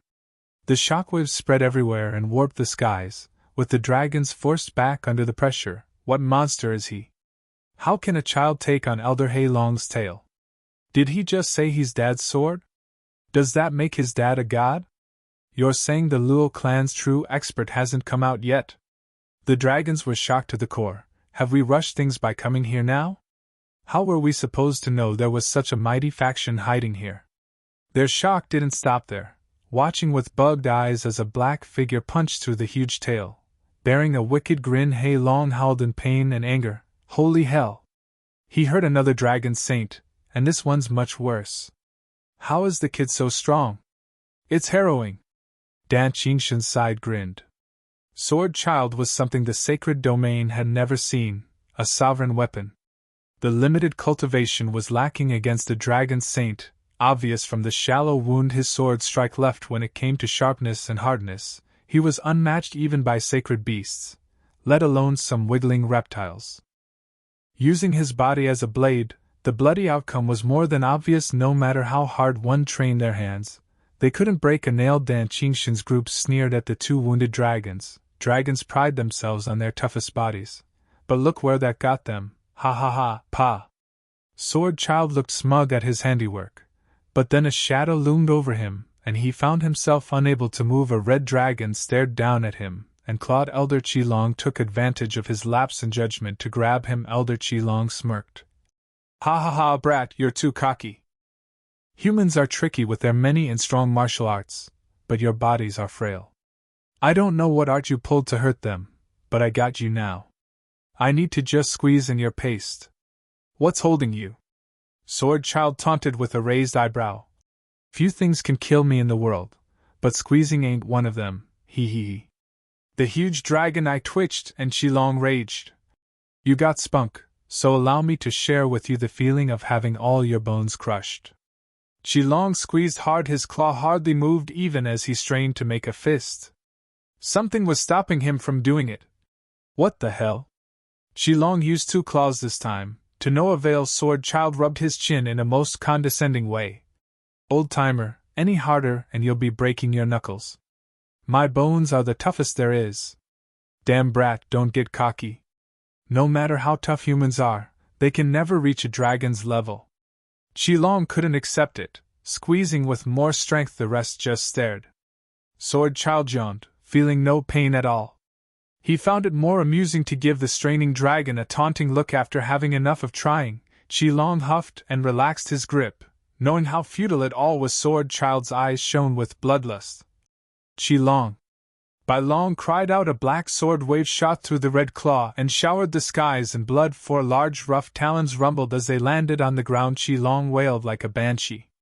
Sword Child flew up and laughed. I told you so, old-timer. Now you broke your fingers. Chapter 1243, The Real Monster. Chapter 1243, The Real Monster. Proofreader Papatonks.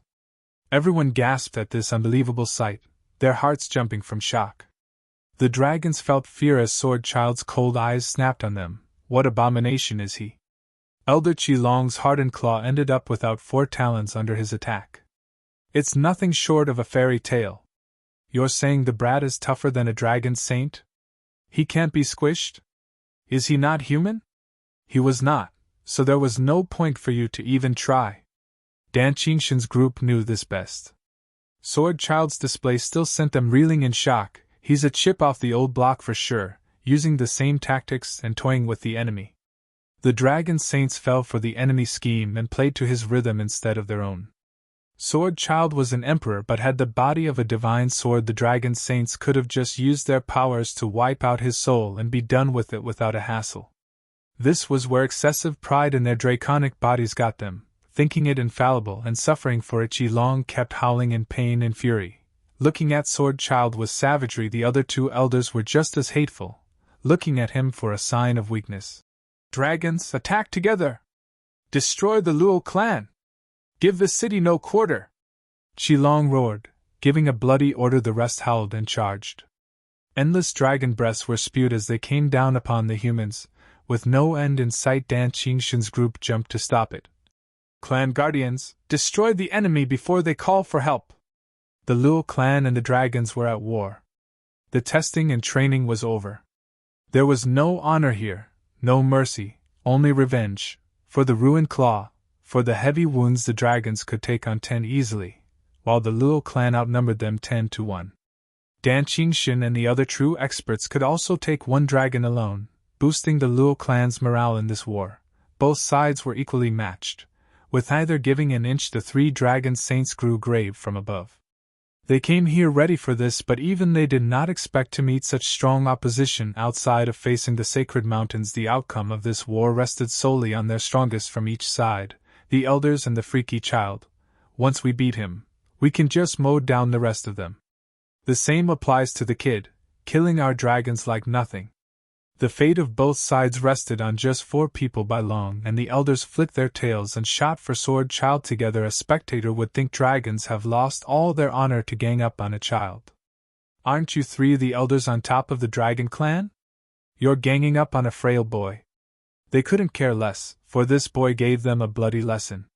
Rather than wait for him to take them down one at a time, they would finish him then and there. Bam! Hai Long took the lead and hissed as he whipped his tail at Sword Child, sending him hurtling. Bai Long waited behind to claw him, and sent him reeling in another direction. The intense shock of the blow got his body shaking, though he didn't care, since it wouldn't hurt. Physical attacks were useless. The dragons still didn't get it after all this time. Qilong shot ahead of him and struck with savage fury many times stronger than before, sending him flying again. Sword Child was treated like a ball, passed around between the three dragons thousands of times a human would have been reduced to nothing ages ago, while Sword Child didn't even feel an itch, sneering at them after bouncing him around tens of thousands of times. The dragons grew tired and stopped. For crying out loud, what is this kid? We've been attacking him for so long but can't even hurt him. Is he even human? Qilong panted hard, while the other two nodded. Sword Child snickered, drawing two fingers and cutting the air with them, letting out a whistling and metallic sound. Had enough, old-timers? Now it's my turn! Sword Child shot for Qilong. I took 4 talons last time and now I'll have the entire claw, ha ha ha! Qilong suffered once, and leaned out of the way and dodged with his tail. Sword Child's fingers slashed a black sword wave and took some of his scales along with blood. Not bad. Didn't think you'd be so nimble with such a huge body. Sword Child taunted, slashing where Qilong dodged. A shame my sword isn't so easy to avoid. Whoosh! A sword wave shot from his finger, right for the huge dragon. Qilong shook in horror. While it wasn't Sword Child's direct attack, he still couldn't take it on. He might end up cut in half in this critical juncture. He couldn't dodge and blocking was ill-advised. He took a deep breath and blew, releasing a scarlet glow. Draconic wave! Bam! The two attacks met and with a resounding boom, they shook everything around. Qilong shuddered and looked grave, while Sword Child got pushed 10 feet back, looking a little flushed. Long lit up and cried. Look, the kid got pushed back and seems to be in some pain. How come? We pounded him thousands of times already and it didn't even scratch him. Long frowned. Long said. I got it. His reaction is due to using our powers. It's not his body that reacted, but his soul. He has a tough body beyond ours, but his soul is only that of an emperor, not so monstrous. Use soul attacks and he'll die. Right. We've gotten so used to dealing with humans with our bodies that we forgot about attacking his soul. Now that we found such an abominably tough opponent, we'll have to learn from them and use soul attacks, ha ha ha. Long mocked. Qilong lit up as well and grinned. Sword Child frowned, his heart sinking as he inched away. Crud, the fools found me out. Not even 100 dragons could break my body, but my soul. Sword Child looked around, searching for Dan Qingshun or the others to join up and defend his soul. The 3 dragons found his weakness and instantly unleashed 3 red, black and white glows at him. Draconic wave. Sword Child's eye twitched and he dodged once and twice, only to find himself in front of the last, blocking his retreat and forcing him to face it. He swung his fingers before the scarlet glow, blocking it, but that action shuddered his soul and messed with his tempo. The 3 glows combined just then and appeared once more. SSS. Sword Child gasped inside, with no chance to dodge. Blocking the combined attacks would leave him gravely wounded as well. He was stuck. Something the 3 huge dragons relished. The freak is done for, hee hee. Hum. 5 colored dragons joined together formed a black mirror right in front of Sword Child. Dad! Sword Child cheered while the dragon's hearts sank. Dad! Does that mean the real monster is here?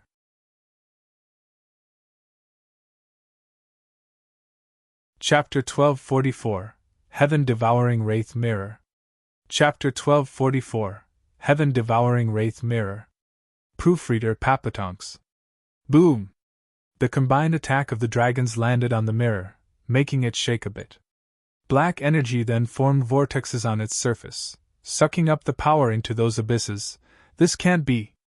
The 3 pairs of huge draconic eyes shuddered in disbelief at the weird mirror. Domain Soul Imperial Mark, it can devour anything. Even so, we unleashed our draconic waves, not something a mere Imperial Mark could absorb. Just how was that domain soul formed to be so tough and take it on? Long cried out, staring at the black mirror with fear. The kid's father is a monster as well, defying all logic. Whoosh! Rumbling came from the mirror as black dragon claws emerged from the vortexes, shooting straight for the dragons in the sky crack. The dragons were still out of it, only waking up when there were 5 black claws on them. Those claws were hard as diamonds, making the dragon emperors unable to break out of them. What the hell are these things? Ack. The black dragon claws pulled one dragon into the mirror. He howled just before his end came, followed by many other dragons. The sky was filled with draconic howls 1 second, then eerie still the next, with the sun shining on the remaining 3 dragon saints. The dragons and Dan Qingshan's group gasped. What kind of imperial mark did Zhuofan make? How is it that insane? We barely get to hold our own against one, yet he finishes all of them like nothing. This is the power of the pillar of the Luo clan. Clap.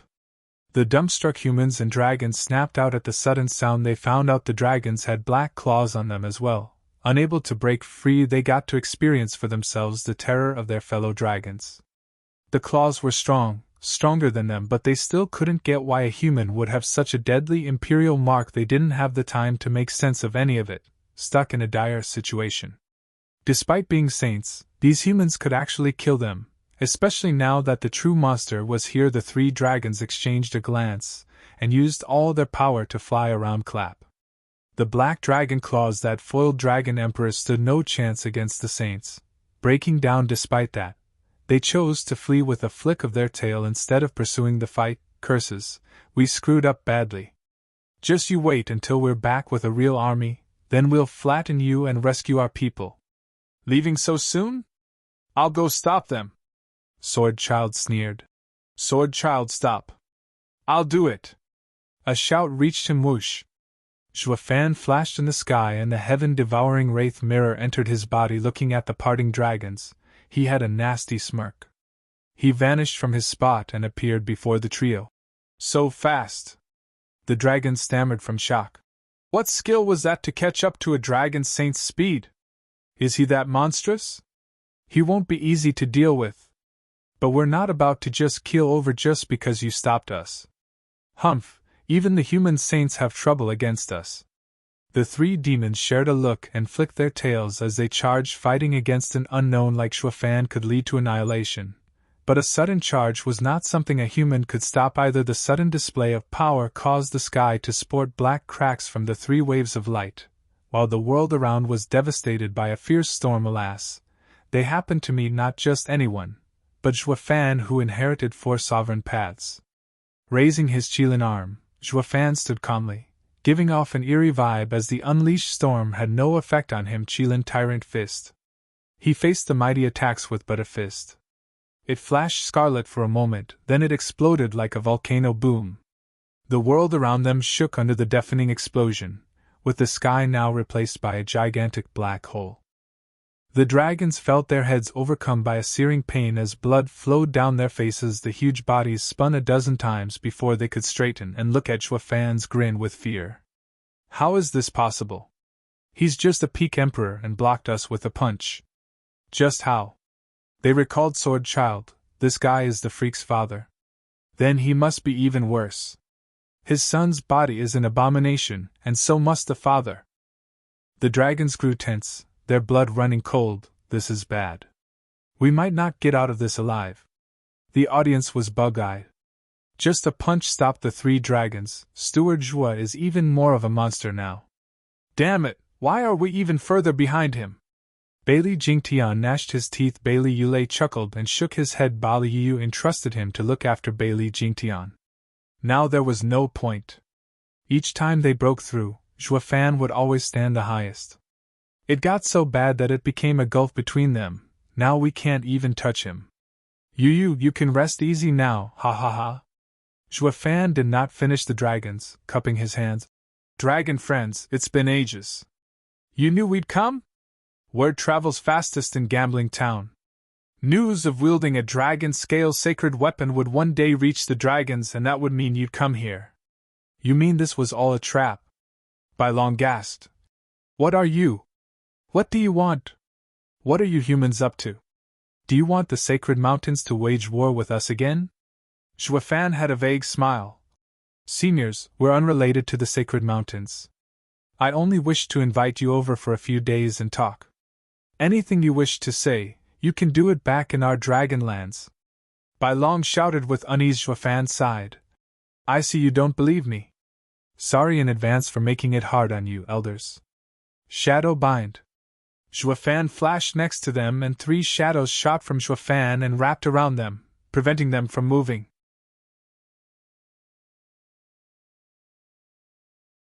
Chapter 1245, Talks. Chapter 1245, Talks. Proofreader Papatonks. The black mirror reemerged and Zhuafan waved the 3 dragons into it before vanishing. Dan Qingshan sighed. Boy, I knew at the moment I saw you that you were a dragon among men. You've come a long way, so far that you're making all of us old men amazed at your progress. Even the invincible sword didn't make us feel so far behind. The others nodded with envy. Old Dan, you're too kind. I was only lucky to receive Senior's guidance. Zhuafan smiled, pacifying their downcast moods. Elderly, did you find anything about what I asked? Li Jingtian bowed. Steward Zhua, forgive me. This turned out to be hard. The area was erased of any clues. Erased? Yes, they say the sky fell 100 years ago, that not one survivor remained from the sudden destruction. Li Jingtian reported with doubt. The strange thing is, any disaster should at least have some survivors. Even if they did die in the end, some clues had to be left behind, or traces of what happened. Yet there was absolutely nothing. The only evidence people once lived there were the merchants that used to pass through fleeing for their lives upon the sudden change in the sky. Zhuafan frowned. It was done quite thoroughly. Steward Zhua, should I continue? No, I don't think there's anything else to find. Zhuafan sighed. What cities are Yilin, Young Sanzi and Xiao guarding? Call them over and send someone else instead. Yes. Li Jingtian bowed and left. Zhuafan waved for the others to disperse while he returned to his room. He was an emperor now, but he still needed to ponder the 4 sovereign paths. The strong dragons forced him out ahead of time. A month later, Li Jingtian shouted from beyond his door. Steward Zhua Yilin, young Master San and young Miss Xiao are waiting in the hall. I'll be right there. Zhuafan's eyes shone as he opened them. He walked into the hall, and the 3 people there greeted. Father! Elder brother! There's no need for courtesy, just sit. Zhuafan smiled. How was it? Was it nice and easy ruling over a city? The trio sneered, with Yilin beginning. Elder brother, there's nothing more boring for us than playing as city lords. We might as well be lords over in the mortal domain instead of coming to the sacred domain with you. While you've been working behind our backs lately. What's wrong? Zhuafan asked. Young Sanzi mocked. Father, we've been away for so long that only after returning did we find out that those old codgers advanced. We heard you're the cause behind it. Can't you let us enjoy it too? They're all emperors now, having the same strength as we have. Now we fell behind. Who are we to blame for that? Yeah, it's not fair leaving us out of such a grand occasion. Yilin huffed in anger. Zhuafan sighed. Take it easy. That was an accident. I got 4 sovereign legacies and had to enter seclusion. How was I supposed to know the sovereign paths would light the sky and help not just me but the whole Luo clan in advancing? You can't expect me to know that. Young Sanzi, you're also sacred beasts, making the insight ineffective. Your bloodline is the most important, so why nag me over this? We just think it's unfair for Yilin. Young Sanzi rolled his eyes and Xiao sulked. Yilin nodded. Elder brother, you have to make it up for me. Let me enjoy the grand Dao lights as well. It's not up to me. The paths aren't mine. I can't control it. Zhuafan shrugged, but chuckled at Yilin's downcast gaze. But I can make it up to you in another way to catch up to those guys in no time, a cultivation shortcut. What is it? The 3 perked up. Zhuafan grinned, and as a black energy streaked around, it left behind 24 figures slumped on the ground. The trio looked oddly at them. Zhuafan smiled. Dragon friends, let us talk. How may I call you? Dragons? The trio stared in amazement. Having just got back, they didn't know of the battle a month ago, that the dragons came knocking and that Zhuafan snatched them up. Looking at the slumped dragons, they felt curious and amiable. Their dragon ancestors' offspring essentially. Who are you? What do you want from us? Bai Long glared at Zhuafan. I warn you, do anything to us and our people will get you for it. Not even you can fight off the dragon land's endless experts. Zhuefan put on a genial smile, bowing. Senior, we have no bad intention towards dragons. Quite the opposite, we're both on the same side. Same side? They all flinched in doubt. We're dragons and you're humans. How's that the same side? Stop playing with us. Zhuefan pointed. Yilin, tell them about your master. Dragon seniors, my master is one of the ancient 5 great sacred beasts, decimating dragon ancestor. Yilin bowed with nothing but respect. The dragons gasped. How can that be? Our ancestor fell in ancient times. Yilin, show them. Zhuefan waved. Yilin lifted a finger and a golden fire burst out of it. The elders felt the familiar energy and cried out. Yes, it's dragon ancestors' decimating golden flame. It's the same fire from our dragon lands. How can you? Elder, did they steal it as well? The wounded muscled guy added. The elders hesitated. Yilin spoke with pride. Master told me sacred beast powers can destroy the world. They can only be imparted, lest one dares be destroyed instead. Stealing? I know that dragon lands hold the decimating golden flame as well, but did any of you train in it? Well, Bailong sighed. Yes, Elder Yun has managed to train in Ancestor's golden fire, but 2 years later the flames consumed him. There's no surviving it unless the Ancestor himself bestows it, even to dragons. Then he's truly Dragon Ancestor's successor? They were all baffled by this development. Zhuefan pointed at young Sanzi and Xiao. They are Xiao and Thunder Phoenix's successors as well, true sacred beasts and not humans. Dragon Ancestor even trained them. Zhuefan gave them a look, and the two released their auras. A savage red aura covered the city while purple lightning crackled in the sky. This left them in an even bigger shock. They could feel a power like no other forcing them into submission from the two. Such pressure made their limbs soft, and blocked their resistance. Sacred beasts! The elders were beyond thrilled, bowing with the rest of the dragons. They say the 5 great sacred beasts fought with the 10 sovereigns. I can't believe there would be successors. The day for our sacred beasts rise is nigh, ha ha ha. The others cheered. The 7 sacred mountains had pushed the dragons around for too long. Once the 2 sacred beasts matured, they would level them. Zhuefan's face twitched. Dragon seniors, it's too soon to rejoice. What's the problem? We now have sacred beasts and the time of spiritual beasts is just around the corner. Yes, you have sacred beasts, but humans have sovereigns. Sovereigns? Bailong said. Didn't they all die? Zhuefan rolled his eyes and sneered. Who told you that? Couldn't they just hide? Anyway, I already met 5 of them. 4 in sacred domain and 1 in mortal domain. Also, besides these 2 young sacred beasts, the other 3 are still trapped. Attacking humanity doesn't make sense. You'll only let the sovereigns see you and ruin your efforts.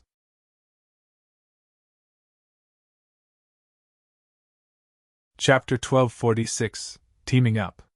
Chapter 1246, Teaming Up. Proofreader Papatonks. The dragons froze in place, with Bailong shaking. Say what? The sovereigns are still alive? That means humans aren't finished yet. I can't claim all 10 are around, but there's still enough of them. Zhuefan snickered. Their faces twitched with Bailong sighing. Just who was it that spread the word the 10 sovereigns and the sacred beasts fell? Aren't they still alive here and now? You also mentioned that the other 3 sacred beasts are trapped? Our ancestor. Yes, he's trapped in a place called the mortal domain. Zhuefan spoke gravely. You can tell that we have dragon souls. To form it, dragon power is needed. There's no way for humans to steal it when you're guarding it with vehemence. With Dragon Ancestor in the mortal domain, only by gathering Earth Dragon souls to draw out the dragon power will it work. Since he's your primogenitor, drawing dragon power shouldn't be hard. The others nodded. I see. So you all came from the mortal domain? Is Dragon Ancestor alright? How do we save him? People, he is very much safe. Zhuefan appeased. He can't go out just yet and send us ahead to Sacred Domain. Yet?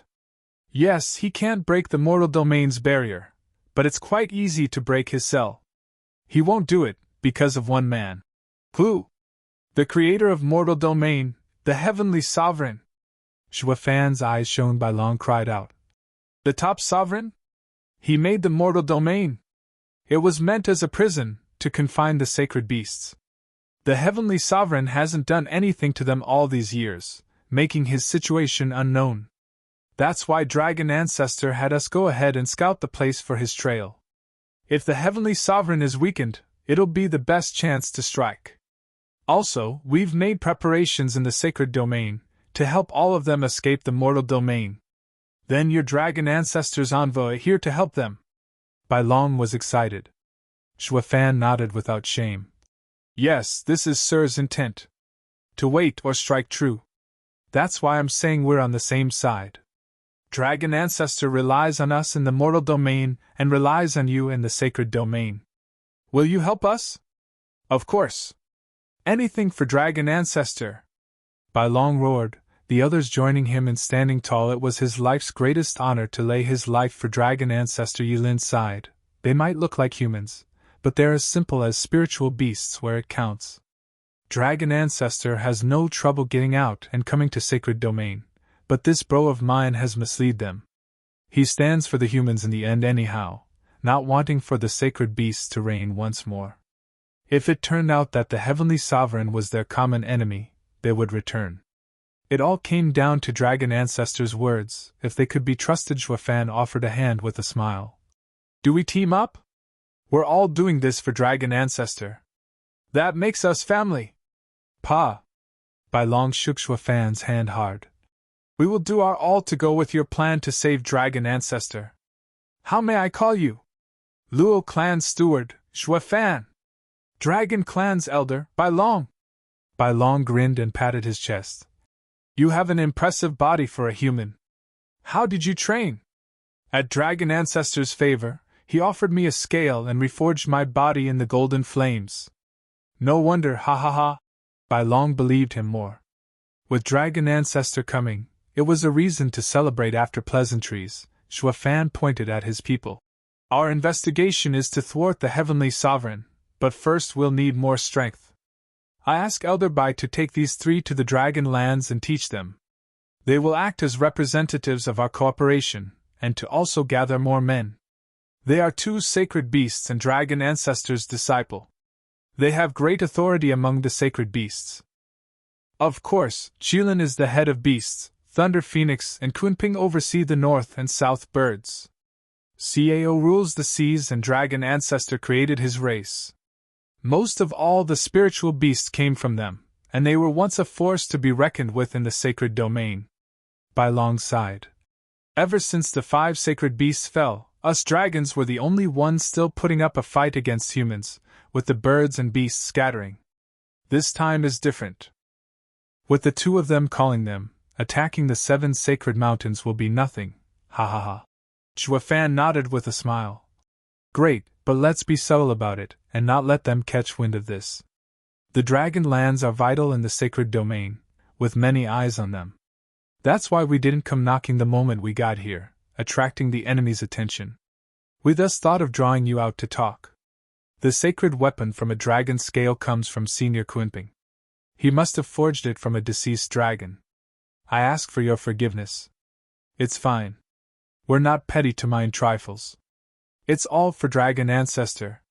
The dragons didn't mind it. It's unknown when Qilin and Thunder Phoenix will mature, but a war is knocking and we need all the sacred beasts. Is there a way for them to grow faster among spiritual beasts? Well, Bai Long hesitated. We are the only spiritual beasts able to take human form, and that is because of our precious land, Dragonizing Pool. In the ancient past, when humans and spiritual beasts were at peace, Dragon Ancestor and the Shadow Sovereign made it. It contains the essence of Dragon Ancestor and the core of Shadow Sovereign's path. We are able to find human reflections in its waters, using its power to turn human. Our own strength is greatly improved as well. Sacred beasts can turn human by themselves, but if they can go through the Dragonizing Pool, taking in Dragon Ancestor's power, it will deepen their form. The Shadow Sovereign's path is truly intricate, not only dividing people into flesh and soul, but shadows as well. By bringing out the power of their shadow, they can maximize their potential. Dragonizing Pool is a true masterpiece of cooperation between a sovereign and sacred beast. Zhuofan nodded and rejoiced inside. Great! Yilin, you guys got your wish, receiving a dragon's favor to make up for your weakness. The trio nodded with eagerness. Elder Bai, what of the Fountain of Youth? One dragon spoke. Zhuofan turned to him. Fountain of Youth? Yes. Bai Long wore a heavy frown. The Fountain of Youth had been passed down in ancient times by its creator, the child sovereign. Those that bathed in its waters will remain young and strong for all their lives, even in seniority. The Fountain of Youth helps one's heart as well, shedding away all worries and attaining inner peace. When humans cultivate in the fountain, their hearts will not be plagued by any negative emotions, heightening their insight towards a sovereign path to incredible degree. I believe that by taking the young sacred beasts there, they would reach their peak even faster. Zhuofan laughed. Not just them, but us as well. But will the dragons share it with us? Ha ha ha. Steward Zhuo, you jest. The Fountain of Youth has long since left our hands. What's there to share? Wah. 500,000 years ago, the 7 sacred mountains stole it from us. Bai Long sighed. It is now locked in the 7 sacred mountains, with only their most important people going in. Each sacred mountain takes up duty to protect it every year. There's no way for us to enter. But now we have the 2 young masters and we can amass troops to raid the 7 sacred mountains, taking back the Fountain of Youth. Nodding, Zhuofan's eyes burned with battlelust. No matter where the Heavenly Sovereign is right now, we shall take the 7 sacred mountains first. Please return and be ready. I will work from my end. My thoughts exactly, Steward Zhuo, ha ha ha.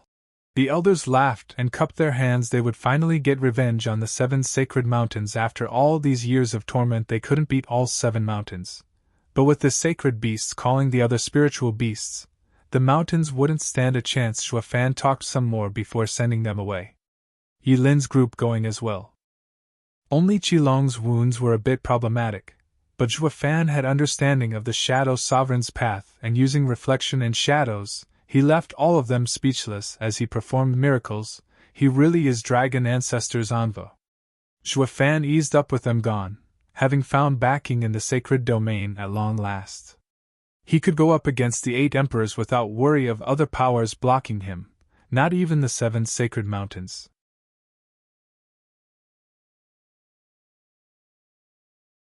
Chapter 1247 Takeover. Chapter 1247 Takeover.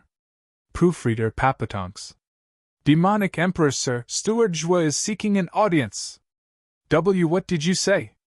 In Devil Mountain's large and glorious hall, a man in black kneeled before the stunned Zhao Qin. After hearing it a 3rd time he reacted. That's not possible. Didn't he die in the Nether Sea? How show him in already? Yes. Zhuofan walked it with a wide smile, bowing. Demonic Emperor Sir, have you been well? Steward Zhuo, you're still alive! Zhao Qin laughed and patted his shoulder. Great, my aid has come back to me. You have no idea how pained I was seeing you crushed. Nights have been hard, the memory is still fresh. Zhuofan sneered inside, but only showed a smile. You honor me, sir. Go on, tell me, how did you get out? Zhao Qin's eyes grew suspicious. Zhuofan made an excuse. The Nether Sovereign has been an almighty being since ancient times, but he doesn't waste time on nobodies. Everything was but a test. As long as we didn't fear death, he'd let us go. A blessing in disguise. Zhao Qin sighed, then stuttered. Why is your cultivation at the 3rd layer of qi condensation, Steward Zhuo? It was bad enough with only a bone-tempering cultivation, yet now you regressed? Zhuofan's regression was a joyous occasion, all thanks to understanding the sovereign paths and his broadened mentality. Zhuofan sighed. I had the fortune of passing the Nether Sovereign's trials through a fluke, but as I was so weak, the Nether energy corroded my cultivation. It must have been so hard on you, Steward Zhuo. Zhao Qin sighed. But since the Nether Sovereign let you go, he must have admired your talent. Is there no way of recovering from this? Zhuofan caught his meaning, Fishing for anything that Zhuo Fan might have gotten from the Nether Sea and wanting to get a bite himself, he finally got to what Zhuo Fan wanted, egging him on. Sir, is insightful to find out that the Nether Sovereign did give me a cultivation method right at the end. What is it? Zhuo Fan revealed the jade slip. The Nether script provided critical aid when my cultivation regressed. It says it can speed up cultivation and should recover my original level in 3 months. Cultivating further, it would be even faster. In 10 years, I'm sure to make some waves. So magical? Zhao Qin snatched the jade slip by reflex, uncaring that this was another's lifeline. He was no different from a thief. This was the attraction of a sovereign's items. With the whole world lusting after them, Zhuo Fan knew this all too well. Using it as bait, make another's cultivation efforts your own. Absorb it within you. Zhao Qin gasped. The sovereign's cultivation method is incredible. It can even do this? Yes, how else would you get instant results? Ha ha ha. Zhuo Fan said. It's a pity my cultivation is too low and I can't take on much. I could only absorb 1 qi condensation cultivator a day. I can't have anyone else know as well, lest I earn public anger. Sir has to be careful. Zhao Qin was too thrilled to care. Yeah, very careful, ha ha ha. Why would you show me such a dangerous thing? Aren't you afraid I would steal it and silence you? Steward Zhuo, you could never make such a basic mistake. Zhuo Fan stared hard at him. He was obsessed with the new cultivation method, but not enough to rob him of his mind. Zhuo Fan nodded. Sir is right. The cultivation art isn't a danger to just everyone, but to yourself as well. That's why I wish to share it. I don't need many resources now, but with time the demand will rise as soon as I grow in strength. I could never reveal my new strength, so I need Sir's help. Makes sense. Zhao Qin squinted at the jade slip. He knew exactly what resources Zhuo Fan needed, and that this cultivation method would incite hatred from everyone at the same time. The lure of power was too much for some to bear. A swift rise was impossible by common means, only through this art. No one wants to part with anything that comes from a sovereign's domain. Tracing the jade slip, Zhao Qin muttered, staring hard at Zhuo Fan. Steward Zhuo is right about one thing. Training in this art, while avoiding suspicion, will only work if you have me covering for you. But now that I have it, why should I help you? The less who know about this, the better. Zhao Qin exploded with power, filled with bloodthirst, and ready to silence Zhuo Fan. Zhuo Fan said casually, Demonic Emperor, sir, I wouldn't do that if I were you. And why not? Sir, you need far more resources than me. How many would you procure by yourself?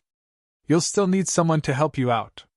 That means letting someone know about this. Can you guarantee they won't sell you out? Zhao Qin furrowed his brow, his bloodlust deflated. Zhuo Fan smiled. If Sir is willing to trust me, I will help Sir in this aspect, training with Sir and becoming your accomplice. Exposing it will harm me as well, so we need to work together. Why then would Sir kill such a loyal helper and risk taking another that might betray you at any time? Steward Zhuo. Zhao Qin's eyes shook and sighed. You've thought of everything. I have no reason to strike you. Guard. Sir. A man in black rushed inside and bowed. Demonic Emperor, sir, what are your orders? Everything, my domain and Devil Mountain, are for Steward Zhuo to manage. His word is mine. Let everyone know. The guy flinched. Isn't that the same as making him the Demonic Emperor? All he is missing is a title. What if he goes for a takeover? If Zhuo Fan's word is Demonic Emperor's, what are you going to do, sir? Zhao Qin barked. I'm entering seclusion, got that? Let Steward Zhuo handle everything in my stead in the meantime. Oh, I see. Yes. The man rushed to carry his orders. Zhao Qin turned a snicker to Zhuo Fan. Steward Zhuo, all my resources are yours. Everything in my domain is at your fingertips. We are truly in the same boat. It'll be bad for both of us to let this leak out. Be careful and don't be found out too soon. Sir, I also train with it. I won't let anyone call me a waste 30 years later, ha ha ha. Zhuo Fan cackled. Zhao Qin had a vile grin. Steward Zhuo, no one says that. You're already frightening with your courage and guile, But you'll be a force to be reckoned with once you have power. Maybe then I'll even be afraid of you. You're too kind, sir. Zhuofan bowed. Zhao Qun gave him a look, then laughed as he left. Zhuofan is sharp to snatch people's weaknesses. Even so, once I get stronger, I won't have to fear any saint and can remove the punk and the danger. But I still need his skills for now.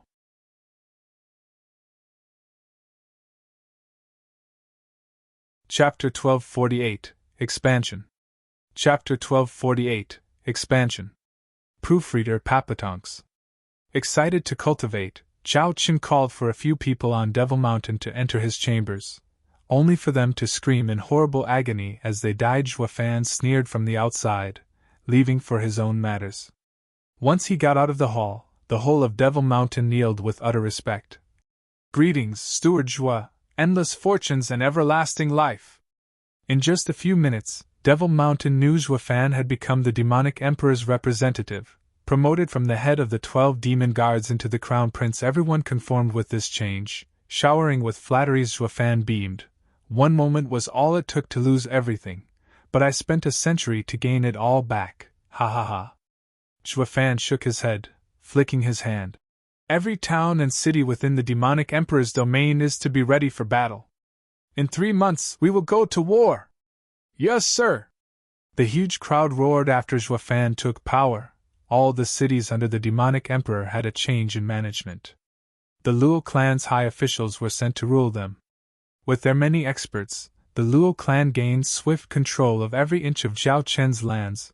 With the latter none the wiser. The demonic emperor had many city lords in the early to late emperor stage, but the Luo clan had scores of them, with a dozen even possessing obscene strength for their level. A bit of flexing and smashing was all they needed to establish their rule. 3 months. That was how long Zhuofan took to usurp all power in the demonic emperor's domain. Zhao Qun would have a hard time getting everything back. Zhuofan's plan to take over Zhao Chen's forces from the inside was achieved. Zhao Qun would surely shed tears if he knew. Alas, ignorance is bliss, oblivious to the Luo clan's true power. Otherwise he would never have given so much power to Zhuofan. Steward Zhua, we've taken everything from Zhao Qun and can remove him. No one will raise a fuss. Li Jingtian bowed to Zhuofan in a hall, reporting the last 3 months' activities. Zhuofan's eyes shone, smiling. Not yet, he still has uses. Did you send him cultivation resources? I have, but he demands more and more from you. So eager for quick gains, to drain them, humph! Zhuofan muttered. It's almost time. March on the Wraith Emperor and the Falcon Emperor's unmanned lands. We will challenge them this time and destroy them. Everyone bowed. Yes, sir. News of war spread like lightning throughout the sacred domain. Under Zhuofan's command, the demonic emperor's army stormed the 2 emperors' lands. They stood no chance, with 10 cities falling in 3 days, butchering all people in their path. The demonic emperor's army was ruthless and terrifying. Damn you, Zhao Chen! Bam! The Falcon Emperor slammed a table. It's only been a couple days of peace and now another war starts? The punk was vicious last time as well, pushing us to fight the Enchanting Empress and Sword Emperor to wear each other out. We had no time to recover and he's coming for us again. The Wraith Emperor frowned hard. We can deal with his treachery, but I fear there's someone even more cunning making things harder. Who? The Falcon Emperor gave him a look and exclaimed. You mean his new right hand, Zhuofan? The Wraith Emperor sighed. Falcon Emperor, have you noticed how despite Zhao Chen's cunning, he was crude and easy to anger? Now though, looking at the previous war and the current one, each step is taken with precise calculations from someone. It's like we're merely puppets dancing to his tune. Why do you say that? Think for a second. Why would the demonic emperor attack us both? Isn't it because he saved his strength last time? And how else did he do it if not by inviting the Enchanting Empress and Sword Emperor to fight for him? The 8 emperors have always been smart not to get involved in pointless affairs, but why did they join regardless? Who brought them? Zhuofan? The Falcon Emperor nodded. He didn't look like much when I saw him as we greeted the saints, but Zhao Qin has always kept him around. He has to be good at something. The Wraith Emperor continued. Yeah, he made a mess of things in the demonic emperor's stead, forcing both of our sides to lose. This time he's sending troops. I heard that the demonic emperor is in seclusion, and gave all power to Zhuafan. It means the war was Zhuafan's idea, and not his master. The Falcon Emperor's beard shook as he slammed the table. He got some nerve, waging an 8 Emperor's war whenever he wants. The Wraith Emperor sighed. He really is reckless, for not even the demonic emperor would do this. There's no way an aide would do this. It's like he's the real demonic emperor. The Falcon Emperor gave him a long look and nodded. Yes, the only thing the punk is missing to step on the big stage is strength. Should we just remove him? The Wraith Emperor nodded with a nasty smirk. In a world of strength, being weak meant you were nobody, for anyone could just squash you, even if you're great at everything else, ha ha ha. Before a room on Devil Mountain, Zhuafan bowed. Demonic Emperor, I brought what you requested. Rumble. The stone door cracked open after a series of heavy sounds, then Zhuafan stepped in. He grinned at the familiar room as the door closed behind him. A man wrapped in thick black energy sat in center, with a fervent gaze, that of a demented person after 3 months of cultivating. His aura took a darker and foul air, giving him a sinister vibe, like that of an abomination on the prowl for man-flesh. He should be close to going mad at this rate. Zhuafan bowed. Demonic Emperor, sir. Zip it and give me the ingredients. Where are they? Zhao Chun barked, exposing an excited grin, like that of a beast. In a flash of azure, hundreds of people appeared. Unconscious Zhao Chun said. So little? That's only 532, where are the rest? Did you use them? You jest, sir, I can only take one a day at most. Why then? Sir, so many people missing is bound to raise suspicions, especially when sir requires high-quality materials. Zhuafan smiled. Now that we're at war with the Falcon Emperor and Wraith Emperor, it will work as a good cover for any missing people. I'm slaughtering every city I come across, sending everyone there for sir's cultivation. Zhao Chun nodded. Good, very good. We're at war? Why, yes, so that we get even more ingredients. War is the best way to fool everyone. Please don't blame me for going ahead with this. Zhuafan snickered. Zhao Chun squinted, nodding after a pause. It's fine. Nothing matters so long as you supply me with ingredients. Zhao Chun activated his cultivation method and a dreadful black energy spilled over the people. It wrapped around them before returning over to him, leaving the people to crumble to dust. Zhuafan smiled as he left. Idiot, didn't you always want 9 Serenity's secret records? Now you're training in its core teaching, demon transformation art. Though I did leave one part out. Renounce your old art before training this one. The previous cultivation method would conflict with demon transformation art, and you'll be unable to grasp its essence, that all paths have the same destination. You're too rash in cultivating, taking so many lives and others' cultivation without even considering if there's a limit. It's only a matter of time before you suffer for your greed. That's why I didn't impart it to you back then. Now though, haha, have your fill.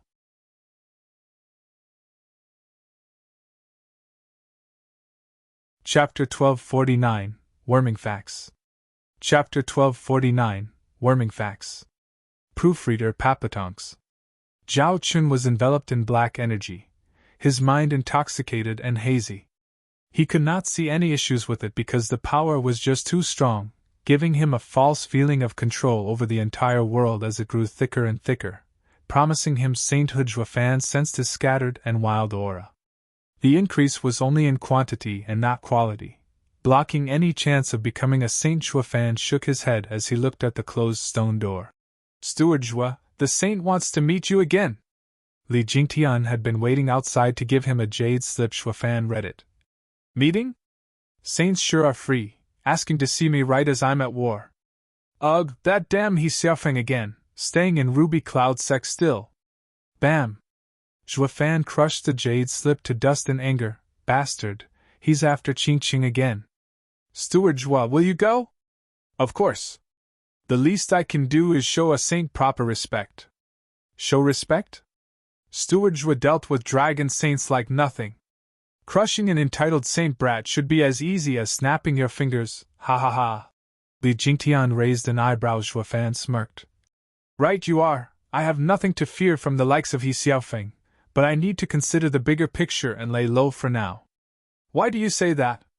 He Xiaofeng is an early saint, nobody important, but he has the 6th sacred mountain behind him.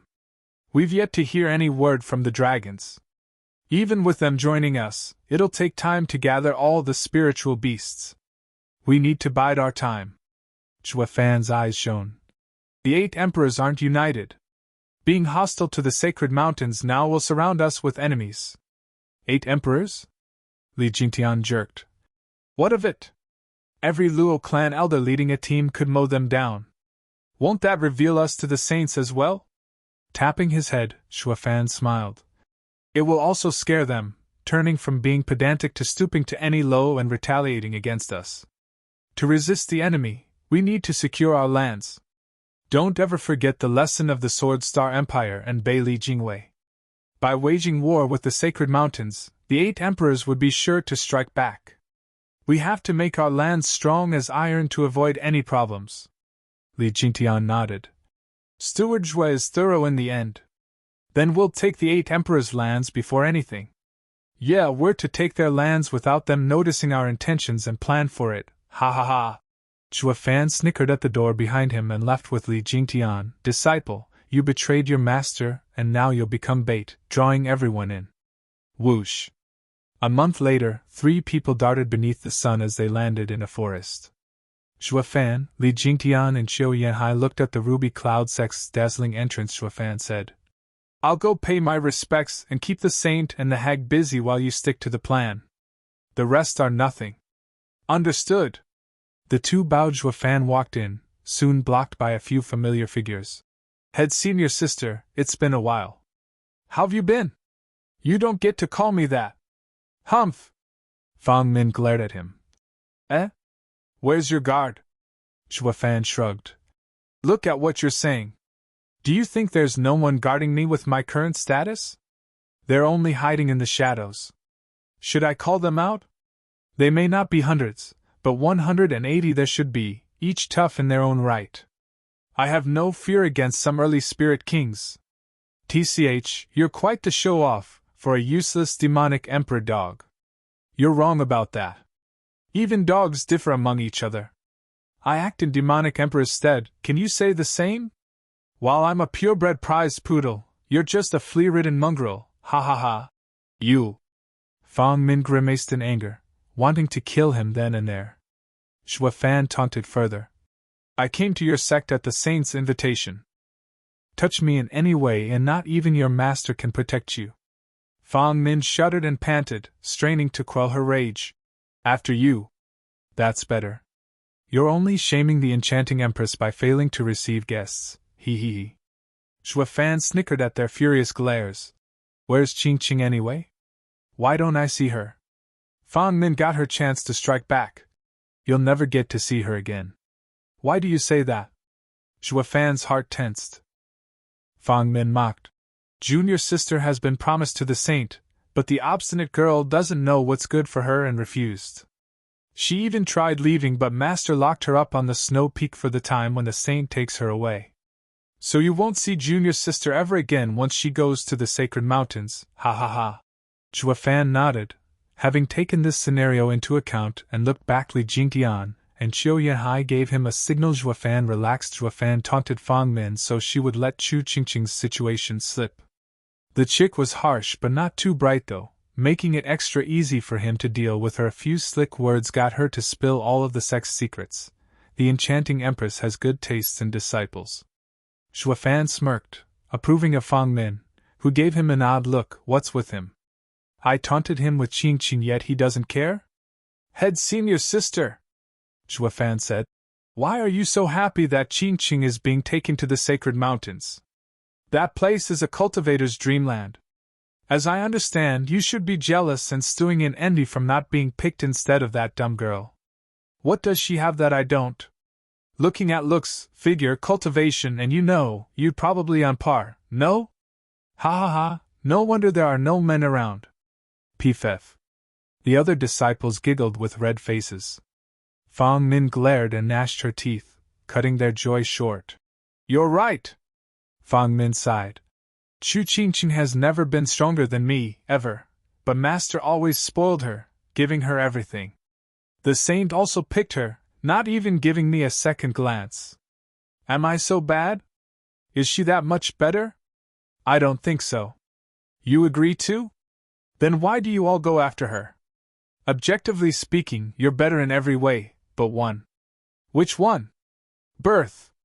Zhua Fan's eyes shone because she wasn't still as Qingqing. Her birth made him protect her without fail. It was also her birth, having a sovereign path that made the enchanting empress and saint value her immensely. You could never catch up to her with such a circumstance. Fang Min didn't get it. Birth? Isn't she just an orphan? What's so special about her? Master just took her in, is all. Very special indeed. Zhua Fan was grave. Let me be frank with you. You can never match her background, not even your master.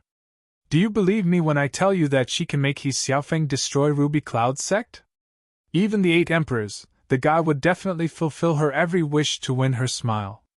How is this possible? Fang Min was dumbstruck. Stop fooling around. A saint would never spoil his girl that much. The 8 emperors in the sacred domain are like the sacred mountains to them. Their death will bring chaos. This isn't spoiling, it's about worth. What does it matter if the world burns, so long as Qingqing smiles? Zhua Fan gave an eerie grin. This is her background, the one that can topple cities. Why else would she be Chu Qingqing? Ha ha ha. Smiley face, Qingqing means city-toppling beauty. They arrived before the sect's main hall. Zhua Fan entered with a smile, leaving the girls stumped behind. Is Qingqing that important? Just who is she?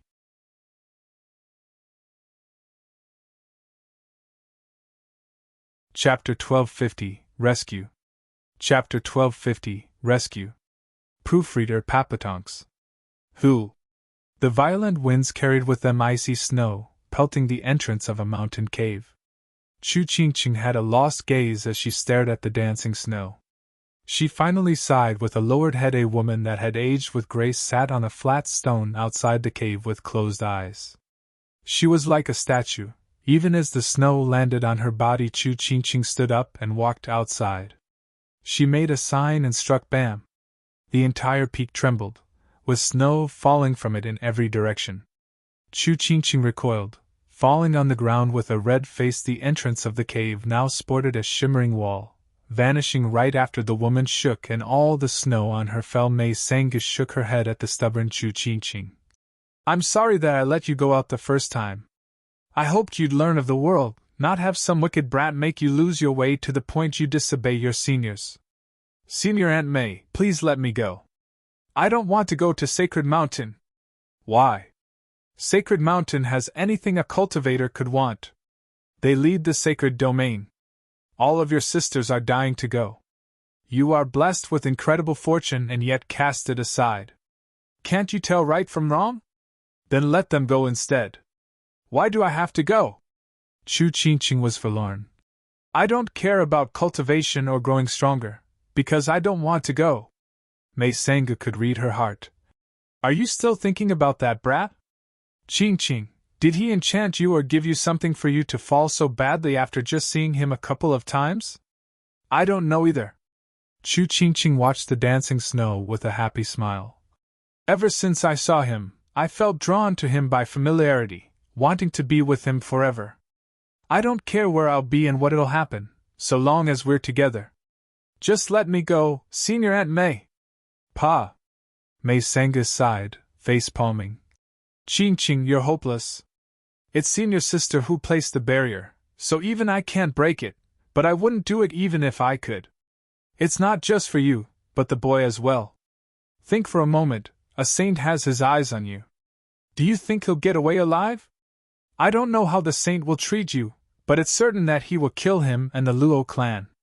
He managed to gain status under the demonic emperor, but can he still withstand the sacred mountain's pressure? By going with him, you're sentencing the Luo clan to death. If you truly love him, think about his well-being instead of ruining everything for a brief moment of joy. Chu Qingqing lowered her head, but she was still vehement. Why does it have to be me? There are so many stronger senior sisters in the sect. Why did that blind saint insist on me? He might really be blind, no, ahem. Forget I said that. I mean that the saint has special tastes. This is your chance. Chu Qingqing clenched her fists, but slumped in the end as she sighed. Mei Sangha chuckled. She finally gave up. Ha ha ha. Whoosh. Mei Sangha jerked, still slowed to react as a figure grabbed her by the neck and prevented her from using her strength. Another figure flashed behind her and struck the back of her neck. Mei Sangha slumped. Unconscious. Chu Qingqing cried out. Senior Aunt! Miss Chu, Steward Zhua told us not to harm anyone in Ruby Cloud sect. You can relax. The two figures were utterly respectful towards her. Chu Qingqing stammered. You mean Zhua Fan sent you? Yes, I am Li Jingtian, a Luo clan venerable, tasked by Steward Zhua to rescue you. I am Chiu Yehai, also a venerable. The two cupped their hands and smiled. Chu Qingqing gave a nod. I know you. You were with Zhua Fan in Gambling Town. Did Zhua Fan really send you to save me? Yes. The two echoed. Chu Qingqing cheered up. How did he know I was kept here? Did my sisters tell him? Miss Chu, your sisters aren't that kind. Steward Zhua's uncanny foresight let us know of the Sacred Mountains deal with your master after your rebirth. It's the only explanation for their treatment of you. Li Jingtian sneered. Chu Qingqing's heart sank. She looked up to her master as her own mother, but master made a deal to give me over to the Sacred Mountains? Her heart was torn with grief, making her joy plunge in sadness. Li Jingtian saw she was silent and said, Miss Chu, please stand back. We'll break the barrier and don't want to harm you. Steward Zhua will never forgive us. Oh, thank you. Chu Qingqing woke up from her thoughts and took a couple steps back. Seniors, master placed the barrier. Please be careful not to get hurt. Hurt? As peak emperors, these guys only feared Dan Qingxun and his group with their monstrous power. The two just chuckled. Xiao Yanhai's hand flashed with a searing flame, shouting, Oldly, the hags used an ice seal, weak to my attribute. I'm more than enough. Stand back. Xiao Yanhai struck with his palm, making it explode in a blistering red hum. The invisible barrier vanished on the spot. The heat stormed the cave, drying Chu Qingqing's soft skin and even making her hair curl. Xiao Yanhai panicked and bowed. Forgive me, miss. I used too much strength. You aren't hurt, are you? No. Chu Qingqing shook her head, amazed at his skill. Senior, you're incredible. Not even Senior Aunt could remove Master's barrier, but you did it like nothing. Are you stronger than Master? Xiao Yehai grinned in pride. This is too kind. I'm not that great, not when there are others in the Luo clan far stronger than me. As for your Master and Seniors, I can handle them, ha ha ha.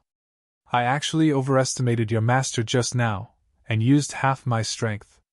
A third would have sufficed. You're that much stronger than Master? How can this be? Master is one of the 8 emperors. Chu Qingqing was shocked at Xiao Yanhai's confidence and bragging. He even said that the Luo clan had many more better than him. Why are they relying on the demonic emperor if the Luo clan can handle the 8 emperors? Was there a clan in this world ever able to surpass the 8 emperors besides the Sacred Mountains? Chu Qingqing was utterly confused. Xiao Yehai grinned, but Li Jingtian cut his showboating short. Steward Zhua gave us a job. Let's save her and go. Oh, right. Miss, come with us. It's now or never. Xiao Yehai rushed to Chu Qingqing. She then recalled something and stepped away from Xiao Yehai. The two were puzzled. Miss, what's wrong? You go, I'm staying. Tell Zhua Fan that fate keeps us apart. Why? If you take me, you'll become enemies with Ruby Cloud sect and even get the Sacred Mountains to attack you. I could never forgive myself for getting all your clan killed. Chu Qingqing's shoulder slumped. Zhua Fan earned his master's recognition in becoming steward, but I won't harm the Luo clan and him because of me. Go, and tell him to not look for me again, and not use his status carelessly. Li Jingtian smiled. They snatched her either way and fled. Chu Qingqing cried out, and Li Jingtian shouted, Miss Chu, Steward Zhua has all that taken care of. We don't care about some puny Sacred Mountains anyway. Ha ha ha.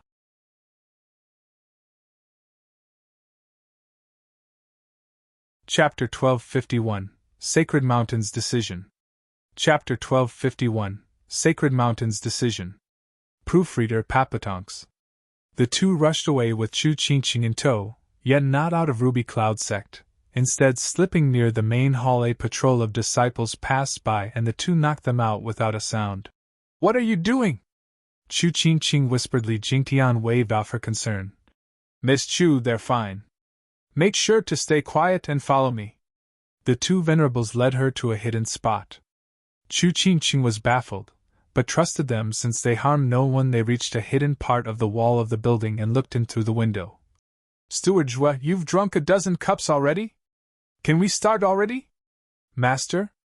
Chu Qingqing gave the two an odd look. Seeing them grave, she could only refocus on the scene inside the hall, where he Xiaofeng, her master, and Zhuafan, where Zhuafan placed his teacup down. This should be enough. I've stalled for an hour now. Should I keep going? Enchanting Empress, your maiden tea is delightful. I can't get enough of it. Steward Zhua, Lord Saint called you here to discuss, not chat over tea. The Enchanting Empress's face was dark, glaring at Zhuafan. It all started as courtesy, showing him hospitality, but this guy kept fussing over the tea being too cold or too hot. Then he stuffed himself with snacks, only to ask for a potty break. He was wasting time, no doubt about it, not wanting to get to it. We're all civilized people here, men of status that know courtesy. So being polite was only natural. But this?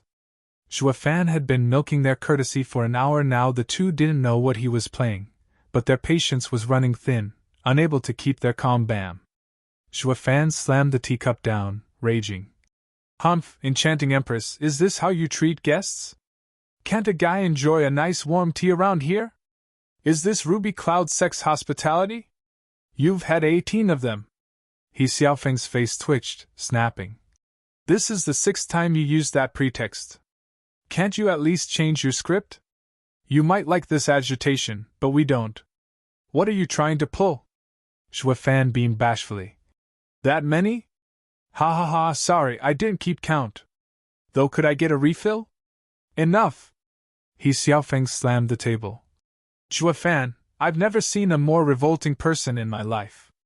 I know what your game is, but no matter how much you stall, it won't work. It's time you give me an explanation. Why is the demonic emperor attacking two emperors without reason? Zhuafan shrugged. The whole of the sacred domain knows it, even the Enchanting Empress. The two emperors were at odds with the demonic emperor and waged war. If not for Lord Saint interfering, it would have been over by now. Later, Saint took the Nethersea map, then went back. Sir doesn't have to mix in our squabbles. It's the Sacred Mountain's decision, not requiring discussion with anybody, especially with you. He Xiaofeng unleashed his strong aura filled with bloodthirst. Zhuafan sneered inside. He can flip out all he wants now, humph. The Enchanting Empress intervened. Sir Saint, think of everything. If Qingqing finds out about his death, it will make things worse. It'll be bad if she takes her life. He Xiaofeng quelled his seething anger. The Enchanting Empress said. Steward Zhua, I know you wield all of the demonic emperor's forces, with Zhao Qin in seclusion.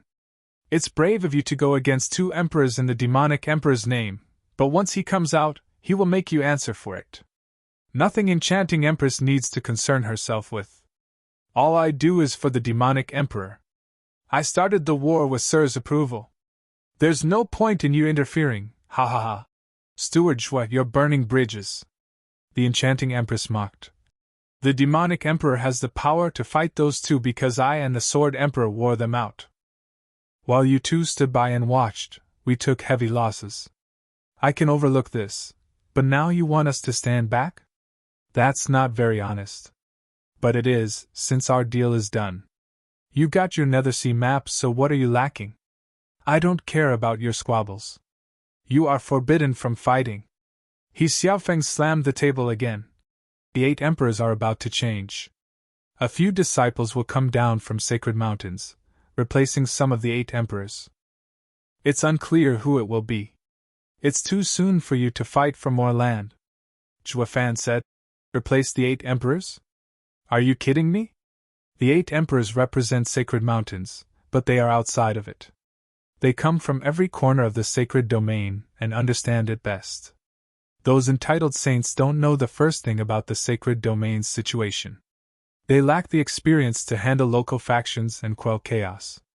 It'll be a miracle if the sacred domain won't burn to the ground. It won't be of benefit to anyone, including the sacred mountain's supply. There's sure to be accidents. Are you looking down on us? That's no disdain, but fact. Zhua Fan's eyes shone.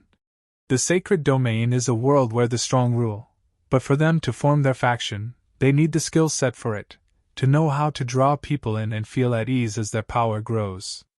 With the sacred mountains merely observing from above, they don't know anything about how things work down below. With a few reckless commands, the sacred domain's order will be broken, with the people crushed and suffering. Enchanting Empress was touched, with He Xiaofeng sneering. No one will stir anything when we come down. We can even replace the 8 emperors with pigs and there'll still be no objection. You guys only have pigs?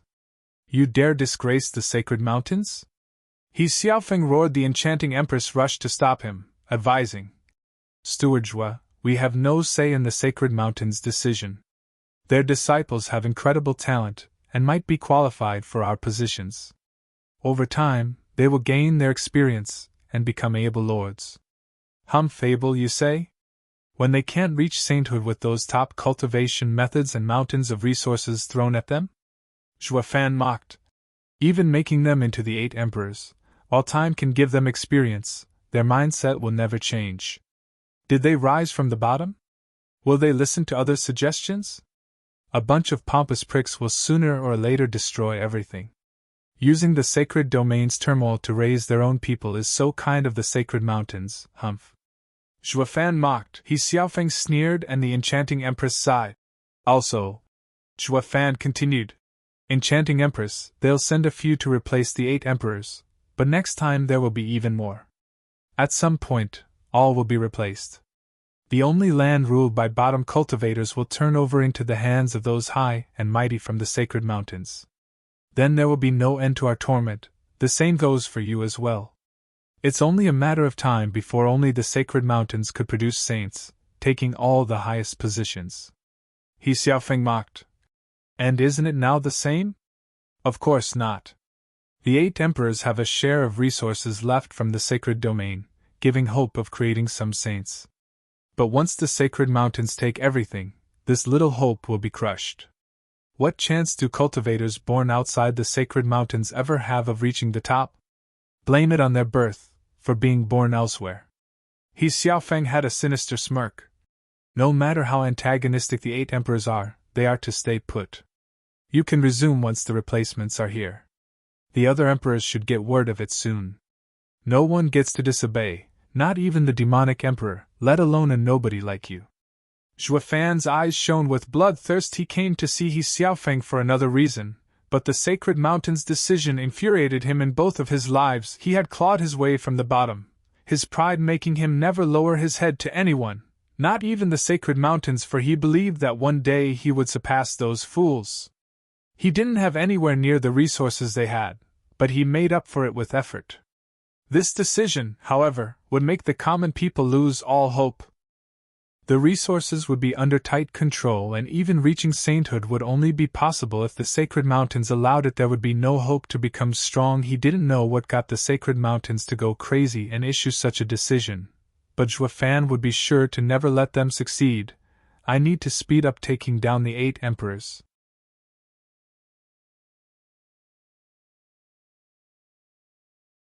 Chapter 1252, History. Chapter 1252, History. Proofreader Papatonks. Taking a deep breath to calm down, Zhua Fan's gaze went cold. He Xiaofeng waved him off with scorn. Go tell the demonic emperor to stop and change his aide, or the first replacement might just be his, ha ha ha. Saint, are you trying to get me fired? No, I just dislike mavericks. Then you shouldn't complain when I overstep. Overstep? He Xiaofeng taunted. You're threatening me now? Ha ha, with what? Zhua Fan smirked. Oh, I don't know, Qing Qing? Chu Qing Qing? He Xiaofeng laughed harder. Her? Save it. No girl can ever affect me. Actually, I'm going to threaten you with her. Your defiant nature would have gotten you killed by now, even if you were one of the 8 emperors. You're only breathing because I don't want her to know. Once I take her to the sacred mountains, you best watch out, ha ha ha. Chu Qingqing was furious. This was his plan all along. And I almost trusted him. Zhua Fan looked back with a smile. Saint Sir, you're too scornful of me. As a puny cultivator, I didn't get into the demonic emperor's good graces by luck alone. You think I'm like you, gambling with a girl's feelings? Too risky. Well, do you have anything else? Of course, Zhua Fan snickered. The reason why you must have Chu Qingqing. He Xiaofeng shook and grew heavy. The enchanting empress panicked. Zhua Fan, you can't spout nonsense. Lord Saint came from the sacred mountains for the first time. He passed by the Ruby Cloud sect, found Qingqing stunning, and was drawn to her. A gentleman and a lady would make for a great couple, that's why he wanted to take her. Yeah, it's that simple. He Xiaofeng added. Zhua Fan beamed. Let's be honest here, since there's only 3 of us. That's an excuse for everyone else, to hide the truth and a terrible secret about Qingqing's history. History? The 2 cried out, with He Xiaofeng looking hateful. What do you know? I know something, but enough, hee hee. Zhua Fan gave a sneaky smile. 100 years ago, the sky changed, an omen of great significance. It happened to be Qingqing's birth nearby Ruby Cloud sect. The enchanting empress went over at once and knew the girl was special, covered in a prismatic glow, taking her for a disciple. Since it was too important, she silenced everyone that knew anything about her, including her parents. Chu Qingqing held her mouth, unable to believe her ears. The enchanting empress grew dark, cursing. Zhua Fan, stop vilifying! Enchanting empress, why so nervous? Allow me to finish first. Zhua Fan continued. The enchanting empress sneaked Qingqing into the sect to raise her, telling only her backer, the 6th sacred mountain's lord. The lord knew taking the girl would draw unneeded attention. So he set it up for his son to marry her 100 years later. That would get the girl on the mountain with none the wiser.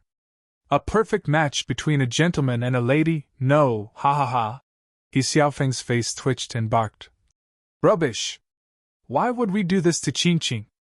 Because you found an ancient and scary record. That she is related to a sovereign path. Zhua Fan shouted. He Xiaofeng pointed at him in shock. How do you know that? The sacred mountains aren't the only ones with ancient records. No, impossible. We only found bits and pieces in our ancient records, yet your Luo clan under the demonic emperor has. Young master, he. The enchanting empress' sharp voice stopped him, but it was too late. Zhua Fan taunted. What did I tell you? The sacred mountains entitled princelings have nothing to them other than their huge backers. That sentence proves everything. Try denying it now. You bastard! You goaded me! He Xiaofeng was outraged and filled with bloodthirst. Chu Qingqing can't protect you anymore, you know too much! Zhua Fan didn't care. He was about to attack. My man-child of a prince, this is your fault. Knowing things doesn't mean death. Try anything and tomorrow, all of the sacred domain will hear about this. Everyone will be fighting over Chu Qingqing. What worth would the 6th sacred mountain be then? Did you forget about the rest of the mountains? Ha ha ha, a bunch of decrepit old fools stuck at peak sainthood will be sure to go crazy at the mere hope of reaching the sovereign stage. He Xiaofeng shuddered, glaring at Zhua Fan with loathing. The enchanting empress was grave, though amazed at the same time. She cowered before the saints like all the other 8 emperors. But this kid went and toyed with him, but having leverage on a saint could burn him to ashes at some point. He's playing with his life. It would keep him safe for now, but disaster would come in the end. The 6th sacred mountain would not forget this, destroying him and the Luo clan. To hide this secret, the enchanting empress continued. I've been cautious to not let anything leak when I did it. How did you find out? The enchanting empress just admitted to everything. Chu Qingqing was about to cry in shock, but Li Jingtian held her mouth, with faint sobs sounding as tears streamed down. Her master killed her parents. You weren't too careful. Someone played dead and escaped. Qingqing asked me to help her find her history, so I did. Zhuofan smirked. He had not the slightest clue, just guesswork. But this proved enough for the two to buy it and admit to everything. Now he could go after Qingqing's sect without issues. The enchanting empress frowned. No, I made sure nobody escaped. There's no way that happened. Are you sure?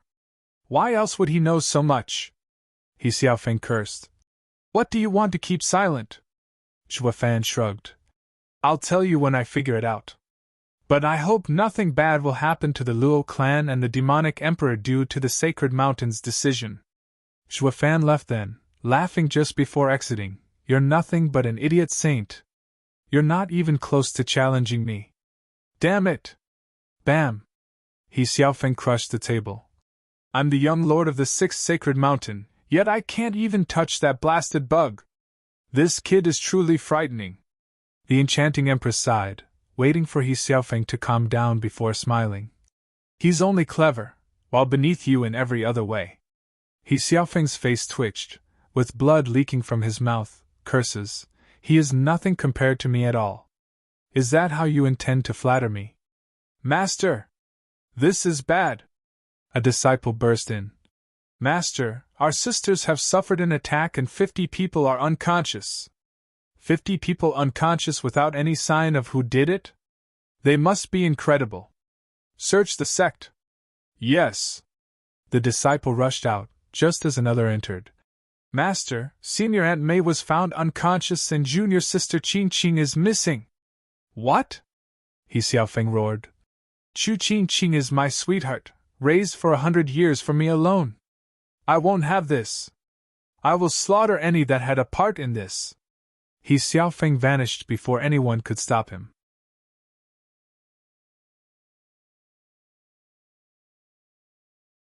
Chapter 1253, Dropping Off. Chapter 1253, Dropping Off. Proofreader Papatonks. Whoosh. In a dense forest, Zhuofan waited as Li Jingtian and Qiu Yanhai showed up with Chu Qingqing. Steward Zhua. No need for courtesy. Zhuofan only looked at Chu Qingqing, understanding her pain. Qingqing, that's how it is. Don't feel sad, it's all in the past now. Chu Qingqing felt devastated, hugging him hard. Zhuofan, I have no one. I don't have parents and now my master is a brutal murderer. There, aren't I still here? Rubbing her back, Zhuofan softly said. The hag is a pretender, now you know. It's good that you're finally leaving her. Just tell me how you want her handled and I'll help you. Chu Qingqing hesitated. The enchanting empress had taken care of her for 100 years and was also her master. She couldn't forsake everything just like that. Even with this betrayal, Zhuofan was happy with ruining their relationship. Chu Qingqing's attachment to the enchanting empress had hindered Zhuofan's plans for so long. But now he was free to act. Chu Qingqing wouldn't like to know he would kill the hag. But she wouldn't go against it. Zhuofan patted her back, consoling her. You go with them to the Luo clan, where it is safe so that guy won't take you. Chu Qingqing nodded. Zhuofan was now her only lifeline. Take Miss Chu and protect her at all times. Yes. The elders bowed and held Chu Qingqing's arms before shooting off. Zhuofan grinned. Minutes later, He Xiaofeng was darting everywhere to look for any clues. Bastard! He stalled on purpose to confuse me. I won't fall for it. I will catch you and make mincemeat out of you. I will get Qingqing back. Whoosh. A figure blocked his path, making him jerk to a stop. Sir Saint, where are you going? Zhuofan chuckled with cupped hands. He Xiaofeng barked. Rotten filth, get lost. This doesn't concern you. It's our greatest honor to serve you, Saint. Tell me what it is, sir, and I may be of help. I'm a saint, dominating the whole of the sacred domain. What could you possibly do to help me? Get lost before I lose my patience. Don't think for a second that you can show off just because you know my secret that I can't kill you. Know that I can give you a fate worse than death. Oh, I see, then please enlighten me, ha ha ha. Zhuofan snickered, standing there and blocking his path. He Xiaofeng popped a vein. Fine, you asked for it, so don't come crying to me later. Who? He Xiaofeng unleashed his mighty saint powers, putting all his pressure on Zhuafan. The dreadful aura would have put normal emperors out of commission from the heavy wounds Zhuafan stood like it was a breeze that fell on him. A vortex of black energy on him dissipated the saint's power, fully absorbing it. How can this be? Xiaofeng gasped in utter shock. You're just a bug, yet you can wait. You're not in the qi condensation stage? How else can you fly? Zhuafan snickered. There's no way a qi condensation cultivator could fly, let alone block half your pressure. They'd be crushed to pieces instead of still talking to you, ha ha ha. Why, you were laying low? Xiaofeng gaped, then turned grave. What cultivation do you have? Around the peak of the Emperor stage. Humph, I see, not bad but still nowhere close to my level. Xiaofeng relaxed, his pride once again stoked. You still dare block me? Beat it already! Xiaofeng shot for Zhuafan, using all his power, wanting to run him through. A saint had the power to do that against an emperor, for sure. Though he wasn't against any normal emperor, Xiaofeng clashed with something that felt like a wall. Stopping him in his tracks, he looked up with shock to find a hand grabbing him. How is this possible? Xiaofeng was overwhelmed. An emperor stopped me with one hand. Bam! Zhuafan's qilin arm flicked him 1,000 meters away, making him tumble around. When he recovered, he was grave. What the hell are you? Luo clan steward, Zhuafan!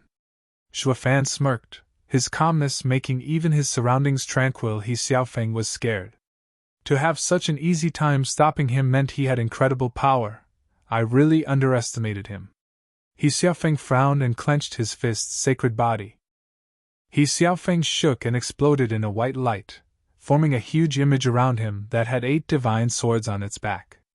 Xiaofeng held his head high with pride inside the huge figure. The giant hands took 2 flickering swords from its back, each hundreds of meters long, that unleashed biting winds as they were drawn. The enchanting empress had just looked over her unconscious disciples when she froze before shooting off. The saint unleashed his sacred body. He must have met with a great expert. Whoosh! The slash cut the sky as it pointed at Zhuafan. You then know our differences, being a peak emperor. Your imperial mark is nothing before my sacred body. Bring Chu Qingqing back right now, for I have plenty of ways to silence the Luo clan and the demonic emperor. Oh, really? Zhuafan mocked him, lifting the qilin arm with a burning look in his eyes. I'm sorry, while there's no bad blood between us, you are after Qingqing. The sooner you're out of the picture, the better. You don't know, but in Nether Sea, I planned on dealing with you, though I never got the chance. Now, haha, you came asking for it. Xiaofeng laughed. Handle me? You got some nerve. Show me then, how will you handle a saint? Boom! Xiaofeng slashed his 2 swords at Zhuafan with the power to rend the world. The world shifted and the sun dimmed. For the end of days was night. Zhuafan was unfazed, showing no reaction as the blades reached him. His eyes shone and punched qilin tyrant fist. Rumble! A punch to destroy the world. Xiaofeng's sword clashed with Zhuafan's punch, and in a flash of red they broke. The space cracked as black scars appear around them from the indomitable fist. As the unstoppable power reached Xiaofeng, the mighty fist ran him through. The sacred body had a 500-meter hole in it. The huge body tottered before fading to nothing. Xiaofeng coughed 3 mouthfuls of blood as he fell to the ground.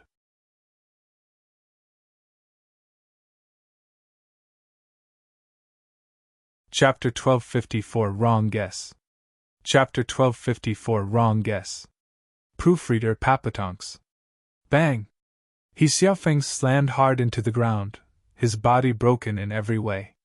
Worse, his soul was severely injured, needing a decade to pull himself together. But now, he didn't have any strength left in him. Just like a bug, even a foundation establishment stage could slap him into the beyond. Zhuafan drifted down, looking down at his victim with a sinister smile. Xiaofeng was trembling in fear. Why, you're not human! You're a monster, spiritual beast, or a dragon. I'm a saint, the strongest human. How can you destroy my sacred body without even an imperial mark? Ha ha ha, you're right, though a bit off. Zhuafan shook his head. I'm half beast, but not a dragon or spiritual beast. The sacred beast decimating dragon ancestor remolded my body with his scale, making it unbreakable. This right hand comes from a soaring Chilan leg. In the Nether Sea, I gained guidance from the tyrant emperor. I hardly need to use anything to deal with an early saint bigot like you. My foundation is leagues above you. What? He Xiaofeng gaped. You have so many ancient experts behind you. Just who are you? Former demonic Emperor Zhui Yifan, current Luo clan's steward, Shuafan. Shuafan smiled. As for the process of my second coming, I'll leave that a secret. Gulp, He Xiaofeng stammered. Demonic Emperor Zhui Yifan, I heard he got 9 Serenity's sovereign's cultivation method and that's why you could avoid that calamity. Right, but it was too late. What are you doing? He Xiaofeng shuddered in fear. Shuafan snickered. What, you ask? Isn't it obvious? I just spilled my greatest secrets, and shouldn't you offer the same consideration? See consideration? Right, show some consideration by sharing as well. Shuafan smirked, raising a hand that oozed black energy, placing it on his head. I lay my heart open to you, so you must die. Since dead men tell no tales. Bye, Sir Saint. Wish you great fortune to be born in the sacred mountains again, unlike me, to come from the bottom rung. Though I don't mind, since my base birth allowed me to send you, of lofty birth, to reincarnate, ha ha ha. And no, don't act.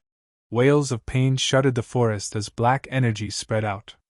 When Zhuafan stood, he was surrounded by dust and rags taken by the wind. Zhuafan eased a breath. A saint sure has a strong cultivation. It's good that I've not used demon transformation art for a while. I'll need a few days to consolidate. I'd rather avoid ending up like the traitor Zhao Chen, ha ha ha. Whoosh. Zhuafan's ear twitched at the sound and vanished. You came just in time to report to the 6th sacred mountain, humph. Whoosh. The enchanting empress landed and looked around. Strange, I just saw Saint's sacred body around here. Where is he? Master! Ruby Cloud sect disciples arrived as well. We've looked around but there's no sign of anyone. The enchanting empress nodded and hesitated. Is the battle over, and so they scattered? There's not a body around, so that means the one taking Qingqing couldn't be stopped by a saint? Won't it mean they have a saint as well? The enchanting empress stepped on something that caught her attention, the dust as well as bits of familiar clothing. This. The enchanting empress cried out in utter shock. This is the saint's clothing. What is it doing here? Did he get killed? SSS. The enchanting empress gasped in fear. Her knees softened and slumped to the ground shell-shocked. This is really bad. The 6th sacred mountain's young lord died in the Ruby Cloud sect's domain. Then the Lord will take it out on me. Disciples, gather everyone around at once. We'll report to the 6th sacred mountains. 2 weeks later, on the 6th sacred mountain, in a quaint and huge study, a middle-aged man with twin mustaches held dust and scraps of clothing in his hand with red eyes. The man exploded with a vicious aura, pulverizing his desk and everything in the room. The shivering enchanting empress was sent flying and coughed blood. Who did this? Why was my son the only one to suffer in the 8 emperors' lands? The middle-aged man roared, snapping his bloodshot eyes on the enchanting empress, flashing in her face and grabbing her hair. He howled in her ear. Enchanting empress, explain yourself. What happened? Why did my son suffer in your sect? Mountain Lord, young lord's fate had nothing to do with me. We didn't do it. Of course I know that, so stop wasting my time. You don't have what it takes. Bam! The enchanting empress got thrown into a wall as the man raged. I'm asking you who killed my son in your sect's domain? You better have an answer or I'll wipe the Ruby Cloud sect from the sacred domain. Mountain Lord, we will investigate this and report to you. The enchanting empress kneeled again in terror. The middle-aged man held his head with grief. Fomer, you suffered so much, not even leaving a body behind. Fomer, I thought Chu Qingqing would be great for you in understanding sovereign stage. But now I shall never see you again. What of your disciple then? What happened to her? If she's devastated, I can allow her entrance into the sacred mountain as a widow. She... Enchanting Empress stammered. The man turned frosty. What about her? Hasn't she been getting close to Fomer? Doesn't she care if he died? Humph, absurd.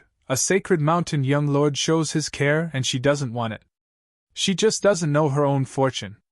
Fine, since there's nothing there, I'll still allow her on Sacred Mountain as my daughter-in-law, for being with Fomer for so long. But better have her clean her act as a devastated widow.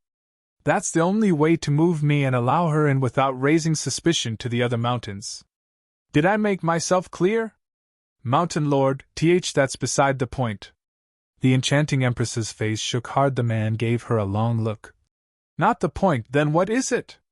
I'm not asking her to truly feel for my son, just act like it to fool others. What's so hard about that?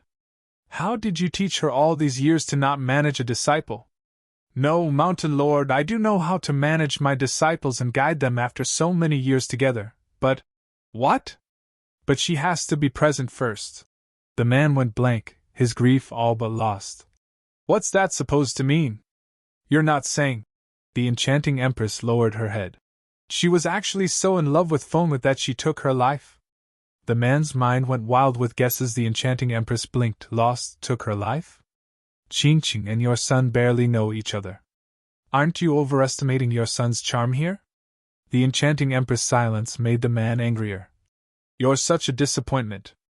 How could you not watch your disciple? We've been raising this prize pig for a century. Even with my son gone, she shouldn't have been harmed. Damn hag, give me back my prize pig! The man clutched the enchanting Empress' neck with fury in his eyes. He cared more for Chu Qingqing than for his son. I'm a mountain lord, listen to me. Qingqing is fine. The enchanting Empress' hoarse voice barely got through. The guy perked up and let her go. Then what was that about? I thought. She isn't here because someone took her. Enchanting Empress said. The man's face shook, then he clutched the enchanting Empress's neck again, but even tighter.